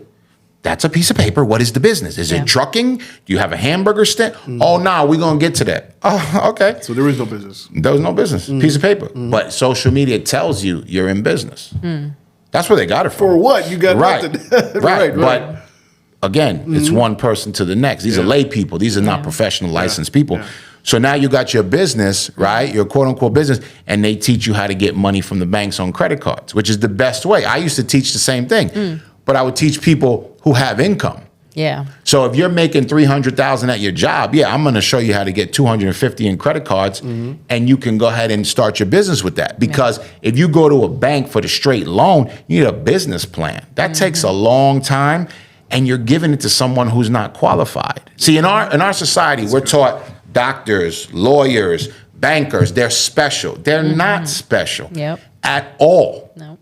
At all. They went to school, they got a license, period. Yeah. So when you go in a bank, the dude across makes $70,000 a year. He didn't go to business school. He started as a teller. He looking at your business model that you might have paid $20,000 for somebody to put it together, and you put it in front of Goofy, and he like. Yeah. You see what I'm saying? So real. You're not getting no loan off that dude. Yeah. You know what I'm saying? He doesn't even understand. He don't even he's not qualified. Yeah. You know what I'm saying? And the same thing goes for like when people say, I want to see your tax. Now, again, I'm at a certain level, right? I don't even talk to bankers. If I'm not talking to the president, we're not talking about nothing. That's me. So if somebody says, I want to see your taxes, I say, well, who's the CPA that's going to look them over? Because you ain't qualified to look at my taxes, fam. You know what I'm saying? Yeah. We got money swinging from Wyoming, Nevada, trust, this, that. You don't understand none of that. So who's going to look at them? Yeah. And the same thing goes for court. And I don't want to get into court, but when a judge says, hey, I want to see your tax, okay, but who's qualified to look at them? Because you can't be a judge and a CPA and an IRS expert, you know what I mean, and understand tax code. It's not possible. Yeah. So you have to protect yourself. But again, we're talking about people just getting in the game, right? So the people just getting in the game know that bankers are not your friends. Yeah. They generally don't know caca because they're not supposed to.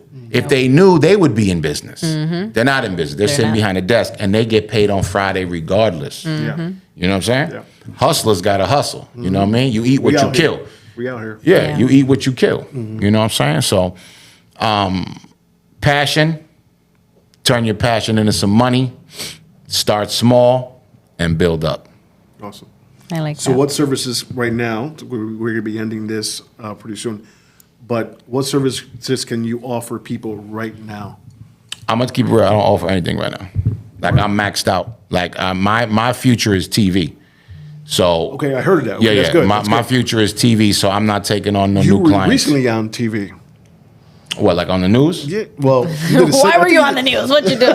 Yeah, nah. You did a segment. Yeah.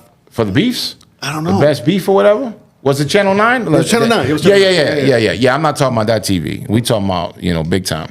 Think about like TV sitcom? No, food related. Okay, food related, okay, yeah. Okay. Yeah, food. But that's. I'm not saying that's where my future. Like that's where I'm going. I'm saying that's where I'm at. That's where you're the at. world just don't know that. So I can't take on any new clients or anything like that. But in terms of what I did offer when I could, we went over. It's like credit, asset protection. You know what I'm saying? Buying income as opposed to working for money. And then, offshore investing and the benefits of that. And that's stuff that you're still doing. You're just not taking on any. Right. I do it like my clients. Yeah. When they call me, I still crack. You know what I'm saying? But I can't take on anybody. I'm beyond booked. Awesome. You know what I'm saying? Yeah. That's a good problem. No, it's definitely a good problem. Yeah. It's definitely a good problem. I agree. It's good to be busy. So I was gonna ask you what's next for Fox Peña, but I think we just heard it. Yeah. TV, man. Y'all gonna see it. Ooh, Y'all that's gonna exciting. see it. And again, no one knows this. Literally, because that's not how I get down. Right? We show improve. Like when it's on TV, when it's on Netflix, we like, oh snap, that was a dude Chicago doing his thing. but we're already well on our way. You know, when we shot the pilot is super fire. Okay. You know what I'm saying? Like, I could tell you straight up, like, the conversations I've had with people is mind-blowing. Is mind-blowing. Like, you know, I don't want to name names, but I could say, like, 50 Cent's people. I could say, like, I was on a call with Latifah and Shakem. You know what I'm saying? Things of that nature. Yeah. But so, like I said, the hard part is done. Yeah. We just got to ink the right situation. The deal that was offered to me, it was cool, but it's like they own everything, and it reminds me of my days in the record business. You know what I'm saying? And I'm like, yeah, no, you're not owning my name, my cons, because I wrote, produced, created everything me. And again, I'm gonna keep it real. The people who helped me film it, right? I could say this: they're from NBC, and the trust they had in me was crazy. Like, I met them, and 30 days later we were shooting, and I told them I'm bringing everything. Like, I'm the right. They're like, okay. Never called me and say, yo, like, are you sure, bro? Like, let me see the script. They never questioned. They trusted me, and I showed up, and we killed it. So we'll see. We'll see where it lands, but it's got to be the right deal. I can't wait to see what God is doing. Yeah. God's this is exciting. It's exciting. It got me jitty. I'm like, I can't wait. Yeah. Because to know a person and to know if you guys have listened to him on another podcast, you get something else out of him. You get something out of this one too, and put it together, and you're like, wow, you really get to know who Fox Peña is, Foxcito is, the character as well. So I'm excited about what's going on for you. Yeah. Thank you, man. I'm gonna tell you something, and I'm gonna always say this. About Chicago. Like I said earlier, you know, New York is in my blood, but Chicago is in my heart. No city has opened the doors for me like Chicago. That's real. Everything that's going good for me is because of Chicago. Because I've lived all around the country. Awesome. You know what I mean? And definitely New York didn't open no doors for me like this. You know what I'm saying? In Chicago, the doors just open, man. And off the love. Nobody got their hand out. Yeah. You know what I'm saying? I think what New York did was give you that grind. That's it. Yeah, they gave me the hustle. Yeah. But that's it. They said, you on your own. They kicked me out the nest like my mother did. Man. Mom, what's going on, Mom? Did me dirty. Get out. Oh, my goodness. So, Foxcito, thank you for coming down to the favorite podcast and spending some time with us and educating us, because I know I learned a lot from this. I know I did. Shoot, I'm going to go home and just start my IRA account and start investing and whatnot have you. I'm bad with numbers, but I really did learn a lot. And I am definitely going to take on investing in a property. Yeah. Definitely. Very important. Well, Fox, I want to tell you that, sir, you have flavor. Thank you. Listen, so pleasure much. was all mine. I appreciate y'all. Yeah, and thank you for sharing the truth about nothing. So you heard about it. It was crazy with that email. I know. It really is. It was just 3 words. Go to, not these. Oh, wow. Sit. Well, I'm really excited. I hope that you do go, and Yeah. I'm definitely gonna watch that because it's my place. All right. Thank you so much for sharing everything you did with us. For sure. So, this is your boy Los. And Liz. And remember, you have flavor.